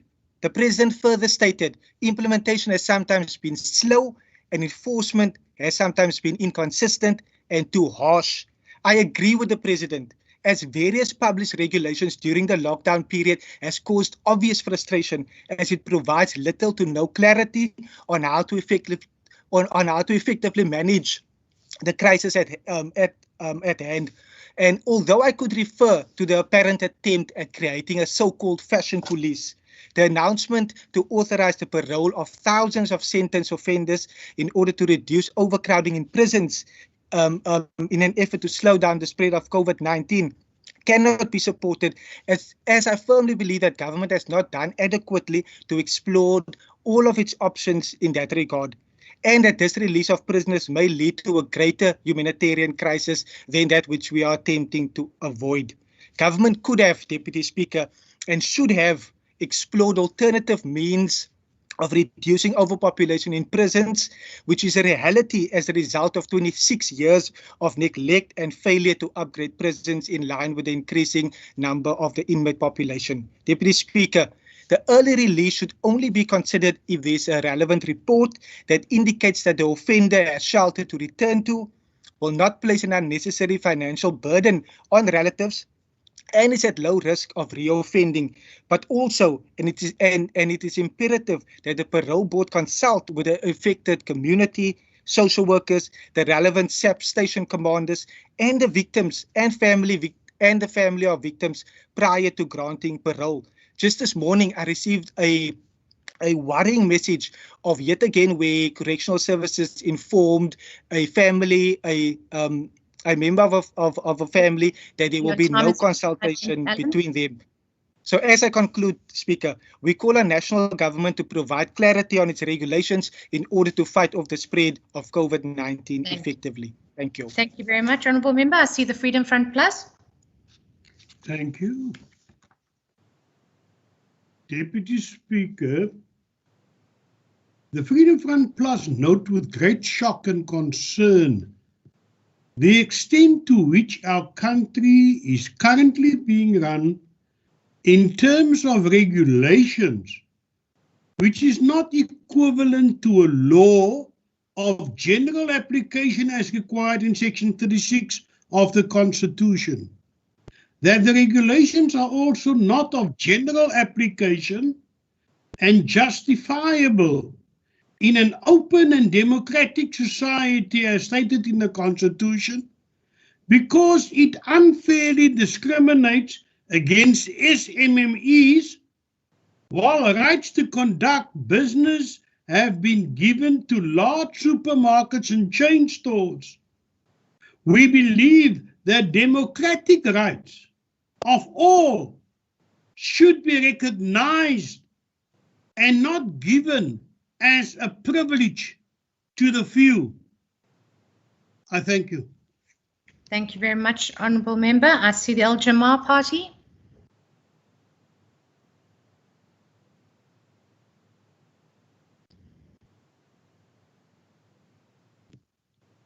Is the Al Jamar online? Last call.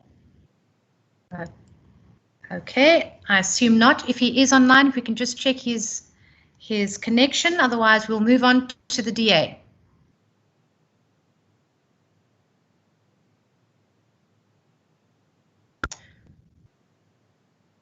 Deputy Speaker, we've concluded our 4 statements. Okay, thank you very much. That brings us to the end of statements. In terms of Rule 145.6, I now give one minister an opportunity to respond to the member's statements for not more than 5 minutes. Are there any ministers who are wanting to respond? No. Okay, Thank you. I assume that is no. That brings us to the end of members' statements. We will now revert back to questions to the Premier without notice in terms of Rule 204. I recognise the Honourable Heron. If you could just repeat your question. Thank you. Thanks, Deputy Speaker. I'll just go to the question part. I think if the Premier could please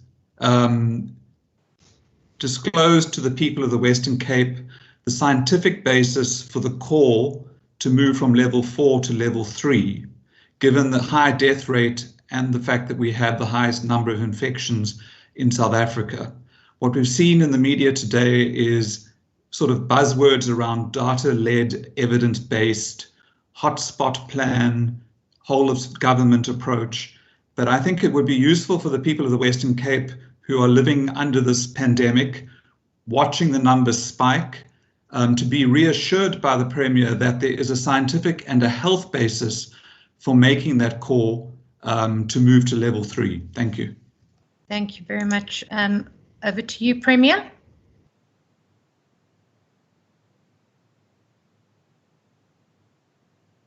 I should have checked that the Premier was online or able to hear us. Speaker, can we elect the interim Premier? Can we just check that the Premier is online?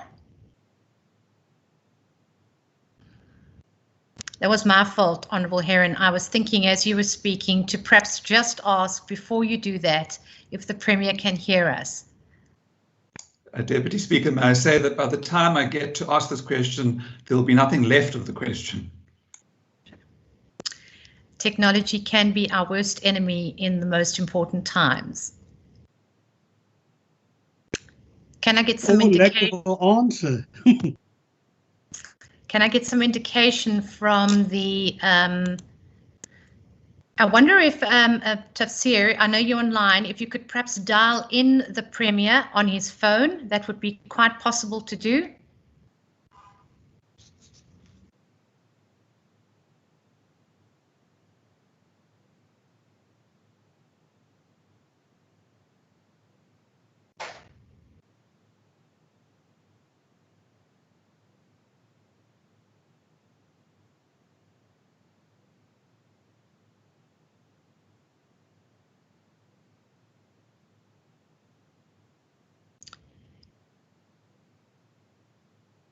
Members, I'm going to ask just for the recording to stop. It would be very uncomfortable for the public to be watching this now until we fix up the technicalities, and we can restart it as soon as we got him online. As soon we can call him in ourselves via his phone, and that should be quite quick.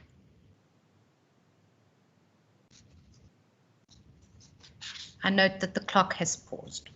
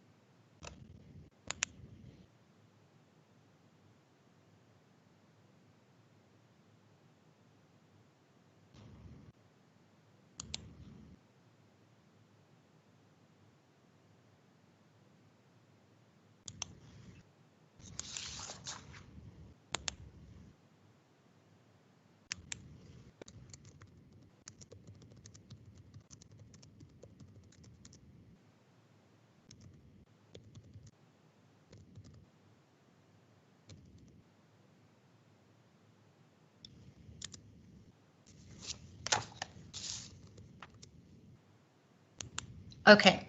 Members, I'd like the recording to continue. I'm sorry, Member Heron. I feel that we will just have to move on for the sake of the sitting, and we can come back at a later time when the Premier is absolutely online. Let me just see. I just want to confirm 100% that he is not online now. No. All right.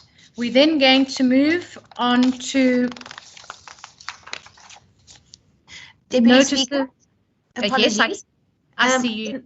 IT just informed us, Mr. Albers has said that the Premier is coming in with his cell phone. Okay, perfect. But just wait a short moment, he should be online. I'm happy to do that. Thank you.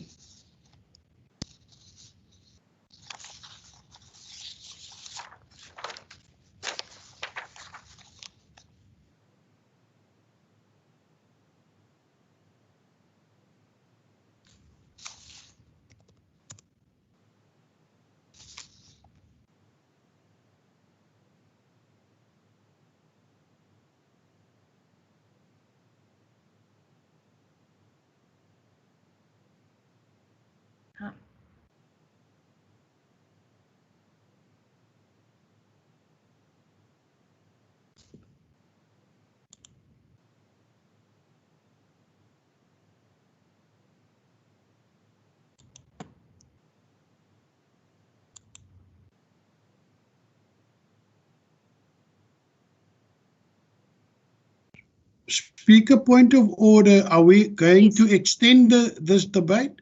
Are we extending the time allocated? So I think, Honourable Marais, we just need to be flexible in this unprecedented time. As you can see, you think you don't have PC issues, but then you do. So just give another 30 seconds, and then before Honourable Heron poses his question, I will check that the Premier is online. Just a little bit of patience.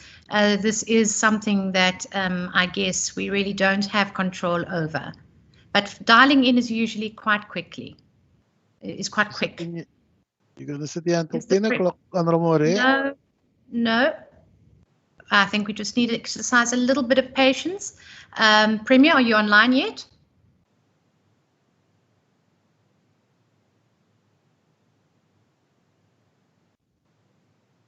Honourable Chief Whip, can you just check? For me, I can't see everybody. Mine, unfortunately, still says that the Premier Windy's left on the side, so I can't see that he's actually online. Deputy Speaker, it doesn't look like he's managed to rejoin yet. Okay.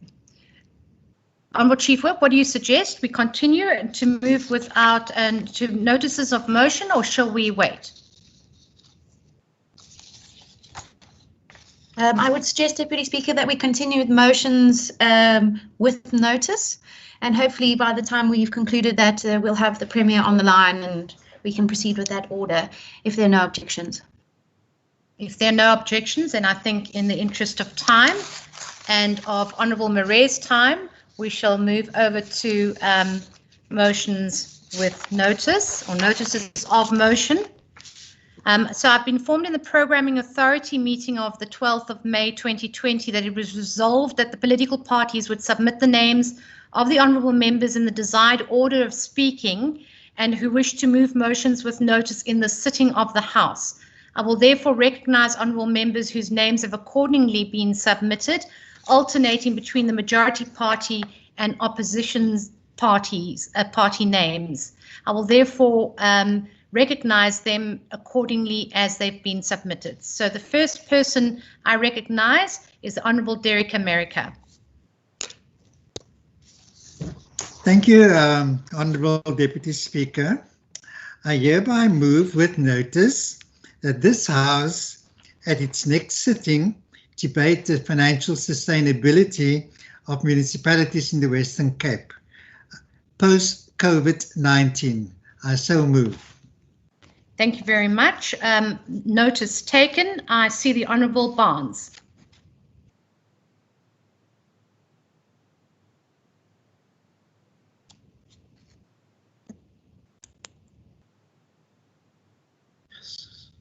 Honourable Barnes.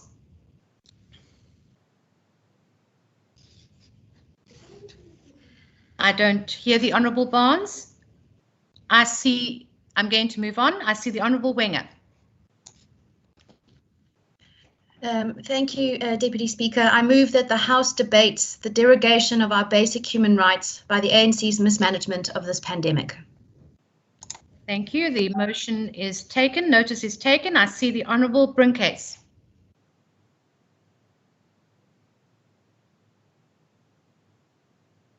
I didn't see him earlier, so I move on. I move over to the Honourable Maseko. Thank you very much, Deputy Speaker. Deputy Speaker, I move with notice that this House debate the illegal land invasions during lockdown period. The Democratic Alliances has noted with great concern the recent land invasion incidents, including those of Empolweni, Theewaterskloof, and Langeberg. The alleged political motivations behind these invasions leads to the dissemination of false rumors and misleading information in order to mobilize communities for selfish political purposes. Honorable Speaker, such opportunistic behavior cannot be tolerated, especially during a crisis such as this. I so move. Thank you. Notice taken. I see the Honourable Sayed. Honourable Deputy Speaker, I move without notice that the House discusses the Western Cape Education Department's lack of ability to enrol and provide quality education to all our children of school-going age in this province, as promised in this legislature. Thank you. Notice taken. Thank you. I see the Honourable Windvogel. Thank you, Speaker. Motion with notice that the House debate the ongoing labour actions and dissatisfaction by frontline COVID-19 pandemic workers in the Western Cape, like nurses and emergency medical workers, who are not given adequate mandatory personal protection equipment. Thank you, Deputy Speaker. Notice taken. Thank you. I see the Honourable Dugmore. Thank you, Deputy Speaker. I would like to move with notice that the House debates the interference with labour inspectors executing their task to curb the spread of the coronavirus by especially politicians and other people who, amongst others, have attempted to prevent officials to inspect hotspots in the Western Cape. I so move. Thank you. Notice taken. Am I seeing the Honourable Sayed? Yes, I see the Honourable Sayed again. Deputy Speaker, let me just see. I don't. Okay. No, it's fine. I withdraw. Thank you. Thank you very much. I see the Honourable Smith.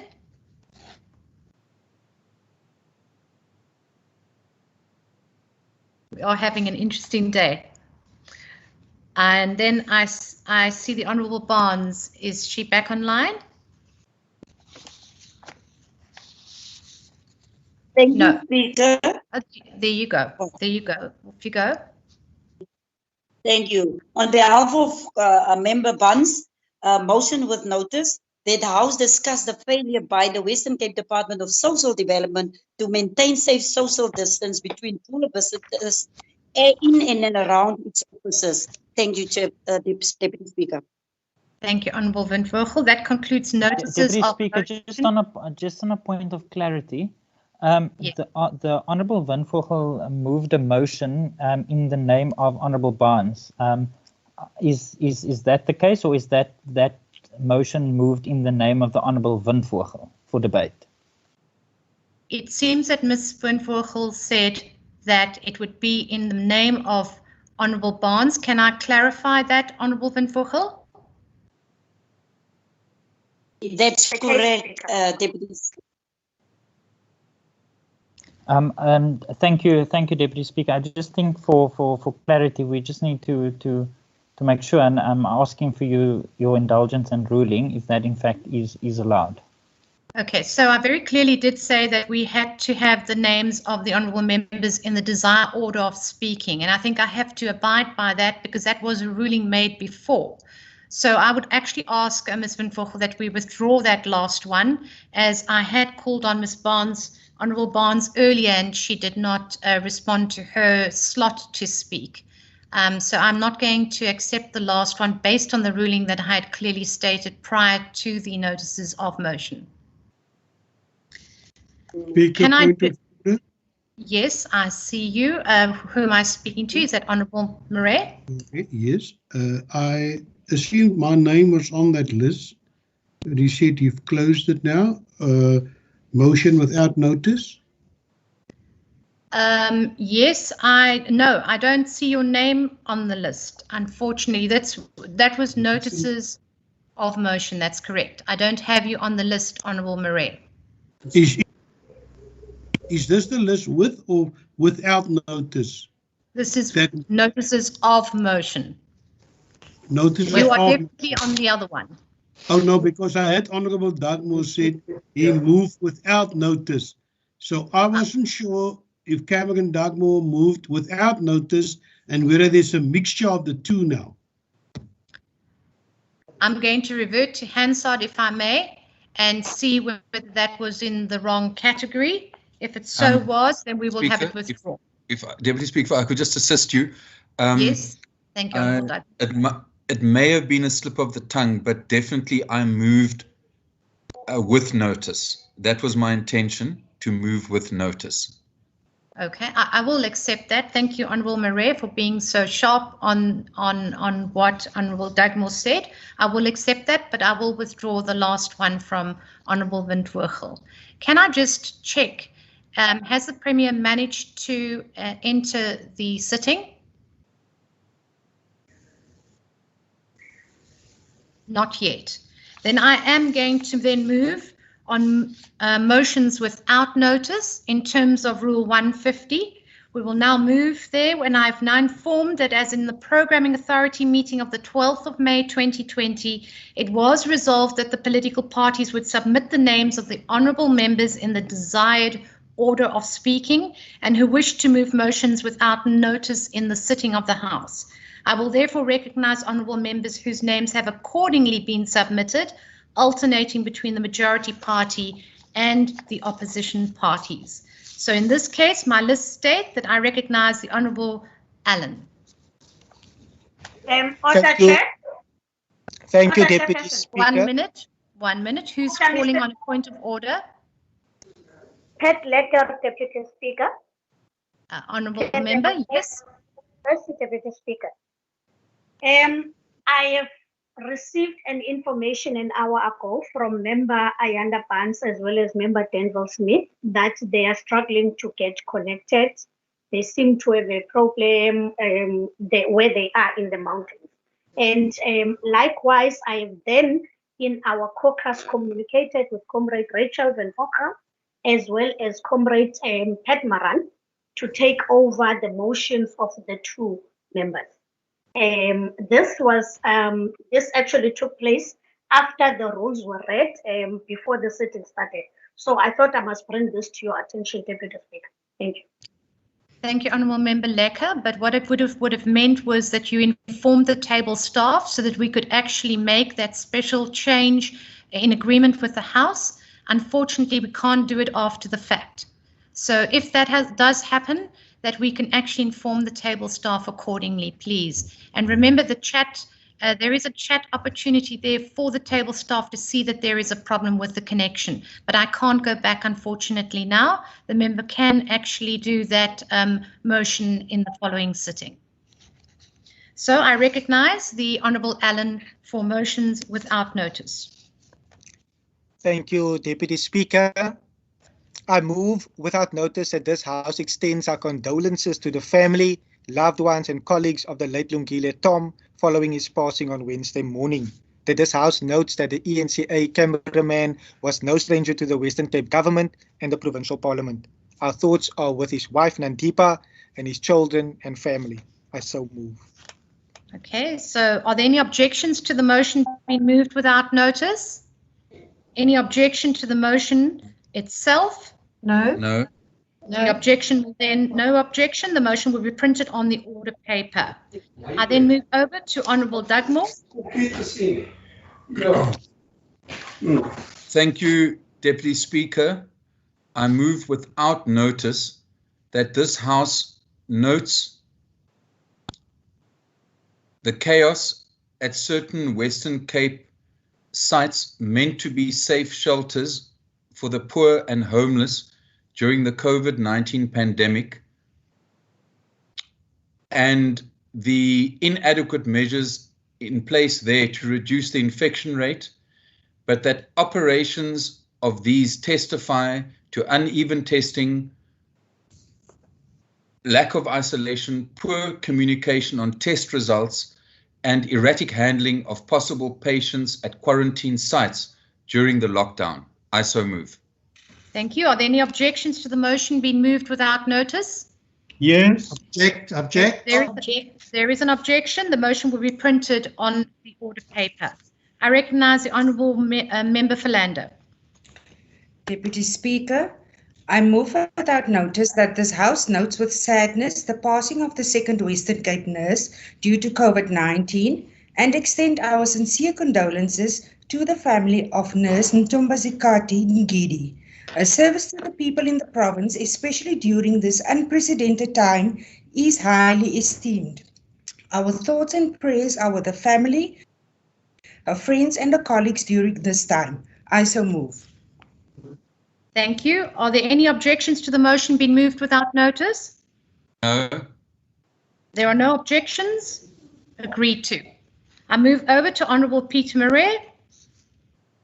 Thank you, Madam Deputy Speaker.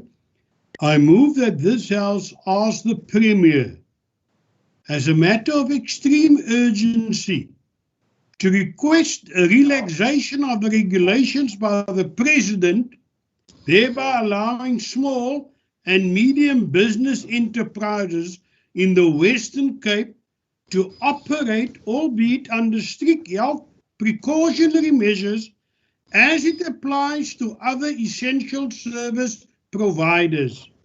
That such a relaxation of the regulations is necessary to prevent the complete financial collapse of SMMEs and loss of thousands of jobs and job opportunities. That the inefficient and ineffective systems currently deployed by both SASSA and the UIF is a cause of great concern, causing the stress and hardship to the poor and the jobless masses. I so move. Thank you. Are there any objections to the motion being moved in the House? There are no objections. Agreed to. I move over to Honourable Member Philander. Thank you, Deputy Speaker.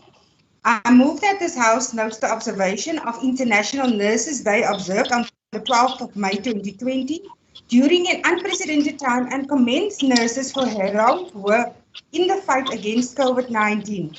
That we extend a heartfelt thank you to them for taking courage and their dedicated service to communities every day. Registered nurses pledges to serve humanity with conscience and dignity and first consideration to their patients. A noble tradition indeed. I so move. Thank you. Are there any objections to the motion being moved without notice? No.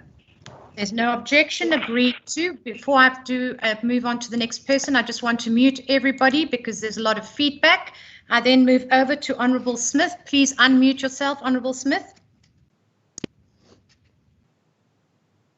He's not here. Deputy Speaker, can you hear me?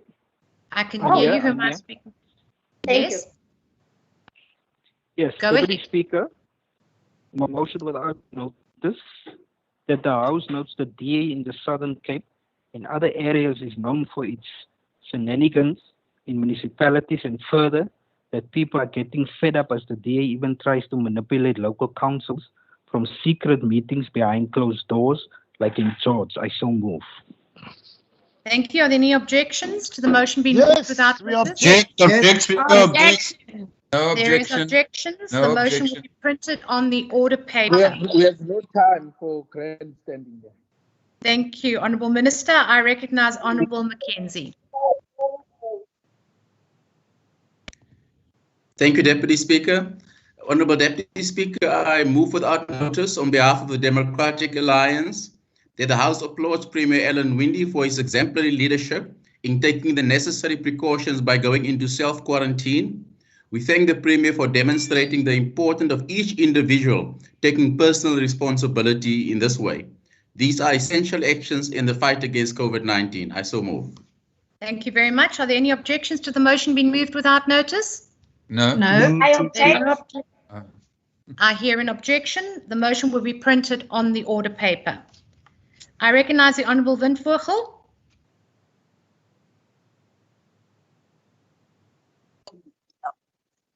Deputy Speaker, I move without notice that the House congratulates University of the Western Cape researcher Dr. Tasneem Suleiman, who first in South Africa isolated the virus causing COVID-19. Note, this would aid local research into the corona pandemic and commends the collaboration by UWC and Stellenbosch University in the laboratory battle against the virus. I thank you. Thank you. Are there any objections to the motion being moved without notice? No objections. Agreed to. I move over to Honourable Wenger. Deputy Speaker, I move that the House commends the Care Company, which is partnering with local churches and leaders in both Masipumelele and Ocean View to feed the most needy in these communities. I so move. Thank you very much. Are there any objections to the motion being moved without notice? No objections. Agreed to. I move over to Honourable Windvogel. Deputy Speaker, I move without notice that the House welcome National Health Minister Zweli Mkhize's announcement that even more trained professionals of the Cuban Medical Brigade who recently arrived in South Africa will be deployed to strengthen the Western Cape in a hotspot where the COVID-19 pandemic continues to spread rampantly. I thank you. Objections to the motion being moved without notice? No objections? Agreed to. I move over to objections? No objection. No objections? Agreed to. I said yeah, or viva. Viva the Cubans, viva. Thank you, Honourable Dagmore. I move over to Honourable Wenger. Madam Deputy Speaker, I move that the House commends the work done by the Blockhouse Kitchen and Yonkers Hayes Eatery feeding scheme. Their trained chefs are cooking nutritious meals for bulk distribution to feeding schemes to those that are hungry in the Deep South. I so move. Thank you. Are there any objections to the motion being moved without notice? No objections. Any objections? No objections. Agreed to. I move over to Honourable Sayed. Thank you, Deputy Speaker. I move without notice on behalf of the African National Congress that the House notes a prominent South African doctor who died on Monday night due to COVID-19 and send our condolences to the family and friends of Medical Schemes Council Chair Dr. Clarence Mini, who was hospitalized for a month since he tested positive, and hails Dr. Mini as a leading figure in the transformation of South African healthcare services. I thank you, Deputy Speaker. Thank you. Are there any objections to the motion being moved without notice? No objections. Agreed to. I move over to Honourable Wenger. Deputy Speaker, I move that the House commends the work done by Food Angels, a group of like-minded women who came together to provide dry food basics and fresh food for those in need. By rallying the goodwill of the community, the Food Angels are now providing hundreds of meals and packs of food to the needy in Westlake. I so move. Thank you. Are there any objections to the motion being moved without notice? No objections. No objections. Agreed to. I move over to Honourable Windvogel. Thank you, Deputy Speaker. Motion without notice that the House notes Tuesday was the commemoration of International Nurse Day and thanks all nurses and caregivers looking after the sick and frail. I thank you. Thank you very much. Are there any objections to the motion being moved without notice? No objections. Agreed to. I see the Honourable Mitchell. Thank you, Deputy Speaker. Deputy Speaker, I move without notice on behalf of the Democratic Alliance that the House notes and give thanks to the WCPP procedural officers and IT support staff for the ongoing efforts to enable us to deliver a virtual, functional and public parliament during this crucial time in history. Our gratitude is extended to our colleagues working patiently to make sure we are digitally connected. We thank the WCP personnel for their commitment during this unprecedented and challenging times, and through innovation and creativity to match the environment in which we find ourselves, the WCPP can stand proud as the only fully functional provincial legislature in the country with an open digital operation. I so move. Thank you. Are there any objections to the motion? Been moved without notice? No objections? No Agreed objections. to. I recognise the Honourable Nkondlo.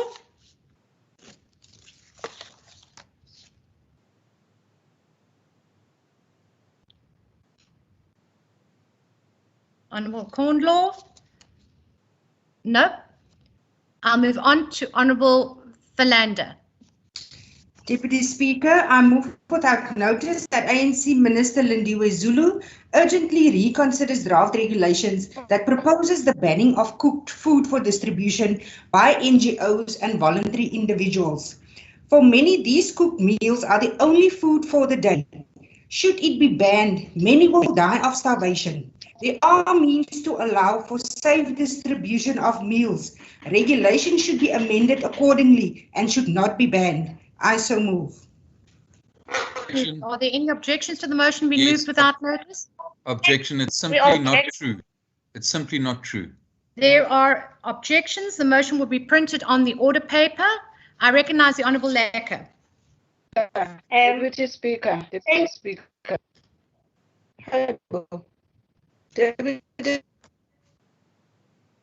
Honourable Lecker. Deputy Speaker, I'm here. It's just that I hear that someone actually wanted to speak. Yes. Are you now giving me? Deputy Speaker, my mic is dead. Okay, I don't know because I've been calling when you asked for me. Sure. 1 minute. I will. You can move now because you have contacted me straight after you were supposed to speak, so you can speak, and then I'll move on to Member Lecker. Thank you, Deputy Speaker. I move without notice that the House calls on the provincial government to urgently adjust its budget for the new financial year in the extraordinary COVID-19 period and oversee local government to do the same in order to aid vulnerable residents and SMMEs. I thank you. I so move. Thank you. Are there any objections to the motion being moved without notice? No objections. Agreed to. Honourable Lecker. Thank you, Madam Deputy Speaker. I hereby move that the House congratulates one of the Western Cape's oldest residents, Ms. Nora de Kock from Kuilsrivier, who turned 110 years on Tuesday. That according to her ID, she was born on the 12th of May 1910, worked most of her life on the farms, that she is still walking strong and upright, as well as being an active Ward 11 member of the African National Congress. Lekker verjaar, Oma Nora. I thank you, Deputy Speaker. Thank you. Are there any objections to the motion being moved without notice? No. No objections. Agreed to. I move over to Honourable Mitchell. Thank you, Honourable Deputy Speaker. Deputy Speaker, I move without notice on behalf of the Democratic Alliance that the House notes the alleged assault of a member of the public by the Deputy Mayor of Beaufort West Municipality and ANC Central Karoo Regional Chairperson, Mr. Quinton Lowe. We further note that it cannot be that during the time of crisis, where communities are vulnerable and looking to their leaders to protect them, that public representatives abuse their power to settle personal political scores and to abuse public office for personal gain. Honourable Deputy Speaker, if these deplorable allegations are true, then we urge the ANC to act immediately and remove the Deputy Mayor from office and dismiss him as a public representative and open a criminal case for the criminal justice system to follow its course in the interest of all the people of Beaufort West. I so move. Thank you. Are there any objections? Chairman, point of order. Okay. 1 minute. Can I just finish, Honourable Marais? So I hear there's an objection. The motion will be tabled on the order paper. Honourable Marais, what's your point of order?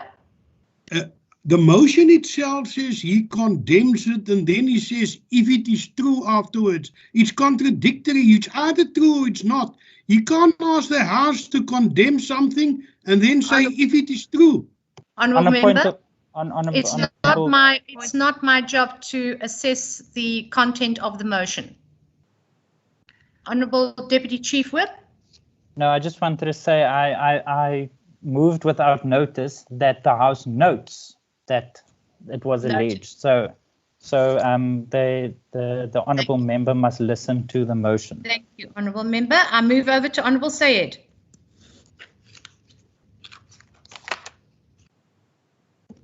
Thank you, Honourable Deputy Speaker. I move without notice that the House notes that proper health safety measures must be put in place at our educational facilities to prevent children from getting the deadly coronavirus. Yet the DA's own federal chair, Helen Ziller, says children are not at risk during this pandemic. I so move. Thank you. Are there any objections to the motion being moved without notice? To the second part, yes. Object. There are objections. The motion will be printed on the order paper. I see the Honourable van der Westhuizen. Honourable Deputy Speaker, I move without notice on behalf of the Democratic Alliance that this House notes with appreciation the contribution of the agricultural sector in terms of food relief during the lockdown period. Farmers and farm workers have tirelessly worked to provide food for our homes, communities and NGOs who extend their efforts towards those who desperately need relief at this time. Honourable Deputy Speaker, it's further noted that the Western Cape Department of Agriculture has supported these efforts towards a safe working environment in the sector by providing personal protective equipment, including 35,000 cloth masks to date and hundreds of litres of hand sanitizer. I so move. Thank you. Are there any objections to the motion being moved without notice? No. No objections. The motion is agreed to. I move over to Honourable Sayed.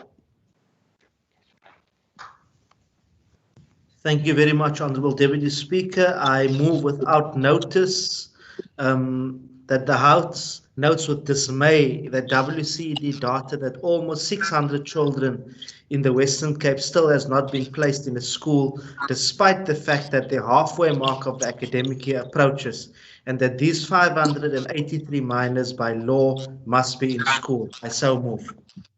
Thank you. Are there any objections to the motion being moved without notice? Object. No objections. Okay. Correct. Are there objections? Yes. Objections. The motion will be printed on the objections. paper. Thank you. The motion was objected. I see the Honourable Bartman. Thank you, Deputy Speaker. I move without notice on behalf of the Democratic Alliance that the WCPP notes the letter of the Leader of the Opposition in the National Assembly, the Honourable John Steenhuisen, petitioning the International Monetary Fund to prevent the South African government from implementing race-based criteria in the provision of emergency funding. It is unconscionable that a government use an individual's race to determine access to emergency support in the midst of a pandemic. Both the National Department of Small Business Development and Tourism have indicated their intention to do so, and we support the letter from Honourable Steenhuisen's request to the IMF to censure South African government's discriminatory practices in this regard. I so move. Thank you. Are there any objections to the motion being moved without notice? No objections. Object. Object. I hear you. I hear you. There are objections. The motion is printed on the order paper. Members, I'm going to mute all of you again before I move over to Honourable Sayed, and then Honourable Sayed, just unmute yourself, please. There we go. Over to you, Honourable Sayed. I don't have another motion. I don't know what's the confusion there. I don't have another motion, Chair. No problem. Honourable Okay, Sayed. no, I do, Chair. Sorry. Okay, over to you, Honourable Sayed. Yes. I move without notice that the House notes this Western Cape government only activated just over a quarter of the planned COVID-19 quarantine centres in the province, yet ironically pretends to be ready to open all Western Cape schools and endanger our teachers and children during the COVID crisis. I so move. Objection! Objection. So before I ask, I've heard there's an objection. The motion will be printed on the order paper. I move over finally to the last person, Honourable Barnes. Are you here to do the final motion without notice?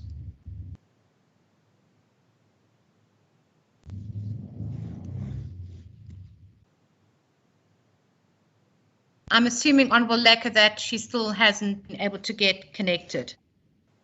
If she can take her motion over to the next week. I'm going to call that the end of concludes the motions without notice. Before I move on, can I just check that the Premier is online? Deputy Speaker, I'm online. Can you hear me?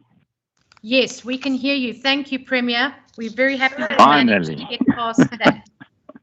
And now I will actually ask that that Honourable Heron goes through his question again. As we know that you are definitely on here, it will be the last time that he will state the question to you. Over to you, Honourable Heron. Thank you, Deputy Speaker. Third time lucky. I'm going to just paraphrase what I said earlier.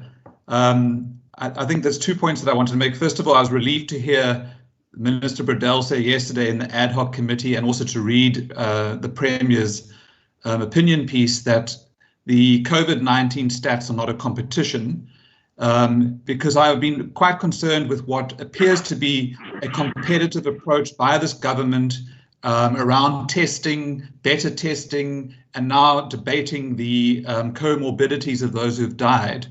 I think it's important that we do move beyond this competitive framing of communications around what is happening in the Western Cape. Now, last night, the President gave an indication that the country, or parts of the country, would move from level 4 to level 3, and he indicated that infection hotspots may be held back in level 4, and that obviously raises concerns for the people of the Western Cape, because we're seeing the highest infection numbers and the highest death rates, or death numbers. So I wanted to ask the Premier in the first instance whether he would inform the people of the Western Cape what is the basis for his call that we move from level 4 to level 3. We have heard in the media today kind of buzzwords around evidence-led, data-based, hotspot plan, whole of government approach, but I think it would be useful for the people of the Western Cape to get some assurance from the Premier and to get the detail as to what the health and scientific basis is for that call, given the high infection numbers and the high death rate. Thank you. Thank you. Over to you, Premier. Thank you very much, Deputy Speaker. I think, first of all, I really apologize to the House that no one was able to hear me. I'm not sure what the eventual problem is, but I'm actually talking to you via my phone now, not my laptop. But originally, when the Honourable Heron started, he also gave condolences to Lungile Tom, and I thank him for that and join him in that. I mean, it really is sad when you work with someone for so many years, and this virus. On Thursday last week, he was working, and just a week later, or less than a week later, and he has passed on. And it just shows you this virus can just, affect anybody. His question goes around data. I noticed this time in his wording, the third time lucky, he did say murder rate instead of, he said murder numbers instead of rate, because the last few times he said the highest murder rate in the country, not the murder rate, the highest death rate in the country for COVID-19. And he said it last week in his statement, and I remember immediately sending him the document that was tabled at the last PCC, but I noticed he didn't open it, because that shows the death rates to this COVID by province. And in actual fact, the data and the stats show we might have the highest numbers, but death rate to infections, we're not the highest. But I agree with him. We have to base every single thing that we do on data. We've got to base it on fact, and it is not a competition. Now, I do know that we tested more than any other province. I know it still because in Gauteng, they are 439 tests per 100,000. We on 541 tests per 100,000. And KZN, 270 tests per 100,000. Gauteng at the moment have got more tests than the Western Cape. They are 92,727. This was at 11 May. Our numbers are actually up, and obviously there's 56,986 when this comparison was looked at. And our death rate is 1.8%. It was 2% at the time of when I sent the document to the Honourable Heron. And of course, every single thing that we are doing, we have to cross-question ourselves. We have to base everything on a model. We've got some very, very good modelers. We've got some very, very good professionals. We are also double-checking ourselves all the time. As we speak this week, we've got the actuarial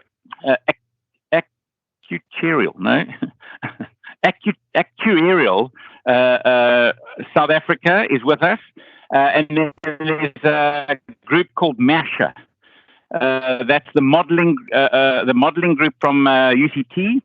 And they are working with our teams now to say, this is the model we based our hospital bed need on. This is the model we based what we thought our death rate might be. This is the model that we based everything on right up in the beginning. Then we readjusted that model when lockdown came. And now we're looking at it once again.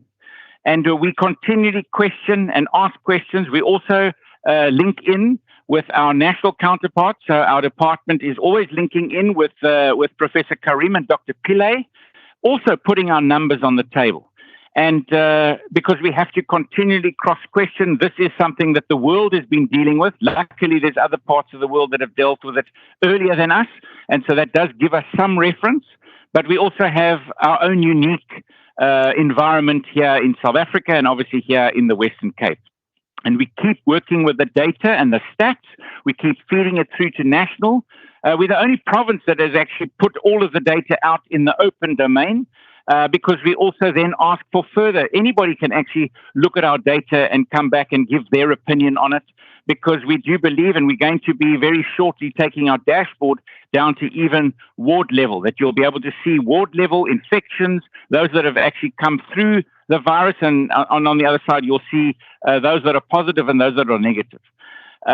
You will also note that we have started a plan called the Hotspot Plan, which is really going in and focusing where we have seen high incidence. It happens in the city of Cape Town and in Witzenberg. Those are the main hotspots. We have a plan for each of those hotspots. When the Minister Mpisi came to see us on Saturday last week, we actually gave him probably 3 hours worth of presentation from all of our specialists, our modelers, all of the team that's working with our data. He was very impressed at the end of it and said so publicly post that. He then said, so what are you doing about the hotspots? We put the hotspot plan on the table. He then called for that hotspot plan on Monday, and the DG and the head of health gave that hotspot presentation again to the NAC joints meeting. That's the police and safety and security meeting that logs into the national command, as well as our prov joints in the province. So that same model was given to that grouping, who obviously called for it post Minister Mpisi presenting that model. And that model looks at the hotspots versus the rest of the province, where we have in our province, we have only 2 of our municipalities outside of the city of Cape Town that have case numbers over 50. All of the rest are case numbers under 50, and 7 of our municipalities are on single-digit case numbers. And those case numbers, even on a single digit, are not necessarily active cases, because a number of them were actually or are actually recorded as a total, but were first recorded more than 14 days ago. So according to the World Health Organization and our own health department, they now have stopped being contagious. And so even in that space, we've got less and less numbers in our rural municipalities. And so we are going to go into this negotiation and discussion further with the president and with the national government. And we will put on the table our hotspot model that we have given to the Minister of Health. And if you remember, it's the Minister of Health, the MEC of Health, and the Premier in each province, which then motivate as to what level lockdown that you will be in. And then lastly, I want to say that it is to create the balance. The initial lockdown and the first part of this process has been for us to get our health model in place. So we have 1,466 beds, extra beds. Our model says we need 1,000 high care. We're putting 1,466 in place. We have got our quarantine and isolation. I've heard some people talking about them. We have got 3,306 quarantine and isolation beds, and we just in the cabinet on Wednesday have looked at how we grow that to 6,600 quarantine and isolation beds. Our PPE, it's public knowledge, went from 45 million to 102 million, and we've got a further 250 million on order. We have really been totally open with every single one of our numbers in our health response on what we are doing to prepare for it. Obviously, this is not easy. This is very difficult. I think the biggest difficulty is actually for our frontline staff, for our nurses and our doctors and our the people that are working in all of our hospitals. And of course, the health head of health, Dr. Tutti, is having more meetings than ever before with the labor union, directly with the nursing staff themselves, all preparatory for the health component of this equation. And now what we've got to do is we've got to make sure that we don't only have a COVID-19 disaster, we've got to mitigate a humanitarian disaster and an economic disaster. So definitely we need to open up to level 3, which will be the negotiation. In actual fact, it should be way better levels or take the levels away altogether in some of our municipalities, which hardly have any cases at all. And obviously, the counterbalance to that is what are we going to do? And that is our hotspot plan. We will put that on the table, and that will be part of our negotiation that we have with the president and the national government next Friday. Thank you very much. Honourable Heron, you have a follow-up question? Yes, thank you, Deputy Speaker. Deputy Speaker, last week, Friday, the leader of the Democratic Alliance made a speech in which he basically called for the lockdown to end and for everyone to get back to work, and said that the virus is not as dangerous as we had all feared. So I would like to understand from the Premier, given all of these experts, the professionals, the actuaries, the epidemiologists that the Western Cape government is consulting with, whether the Western Cape government agrees that the lockdown should just end and everybody should get back to work. Thank you. Thank you very much. So as I've just said, that and obviously you've got what the DA is saying from a national policy point of view, calling for the end of the lockdown. You've got the ANC in the province saying we need to all go to lockdown 5, and we in the government have to operate within the regulations and within the law, and that's why you didn't see me say we need to actually do away with the lockdown in this province, because the next opportunity for this province is lockdown level 3. But I've just, in my answer, just said that in actual fact, lockdown should disappear or should go away altogether in some of our municipalities where there are 3 and 5 and 6 cases. And in actual fact, there, the humanitarian and economic argument trumps as long as our health position is in place.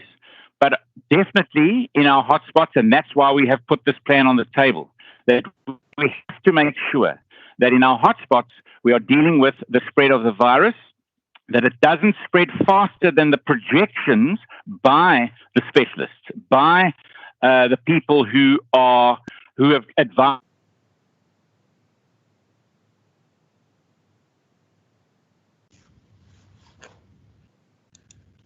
Don't go above that rate. In other words, we continue on the tracking line to our projected 80,000 symptomatic cases in 1 week in the province, end of June, beginning of July.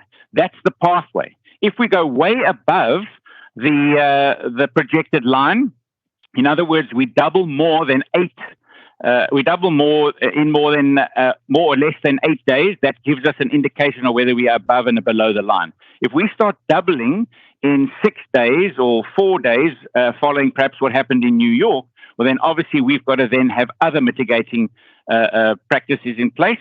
And that's why we are now piloting this model that we've developed now for our hotspots. And that gives us a measurement against the projection, because you can't stop the virus. It's not going to stop. And even if we did island a place and stop at 100%, what would happen is next year it would have to go through its same curve. So it is about slowing the curve and managing the curve at the same time, so that you can deal with it from a health point of view, but at the same time making sure that we're mitigating a disaster in the economy or humanitarian disaster, which we are actually on the cusp of right now as South Africa. Thank you, Honourable Heron. Thank you, Deputy Speaker. So, I think I gathered from the Premier that the Western Cape government doesn't subscribe to the complete removal of the lockdown and everyone back to work, and that the hotspot plan really identifies some areas that need to remain under some restriction, if I understood the Premier correctly.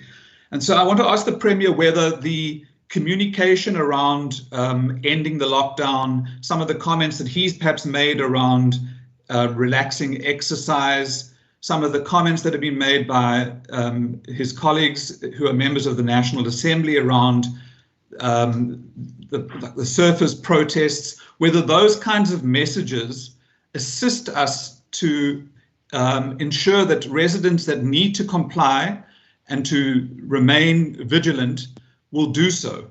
Because it seems to me that the messaging that is coming from the DA and the Western Cape government, which is sometimes at odds, is undermining the effort of maintaining compliance with social distancing and with isolating as far as possible. Thank you.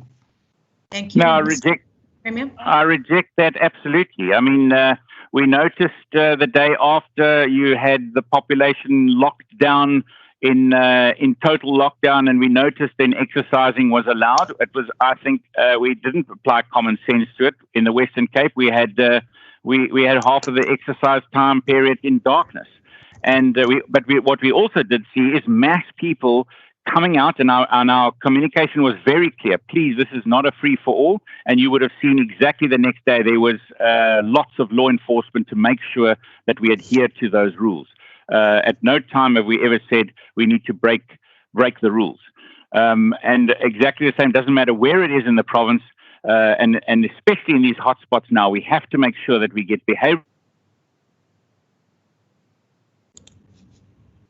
change normal. And this new normal means there's a set of rules in place. We've got to make sure that we are focused on our hand washing. We've got to be focused on our masks and our hygiene and our social distancing. And we've got to, and especially in the hotspots, we've really got to zoom in and make sure that we are dealing with this in a way that gets society to understand that it's society, the whole of society, the whole of government all together. It's the only way that we're going to keep this curve manageable without it spiking and getting out of control, because then what we'll do is we will not have made the right decision around the health response. Okay.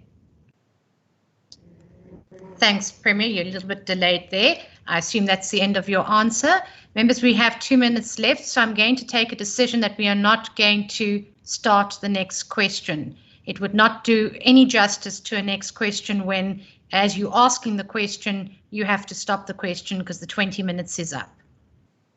If I'm in agreement to that, members, that will then really be the end of the business for today. So we conclude the business for today. The House is adjourned. The Secretary will now end the meeting and all the members will be exited from the sitting.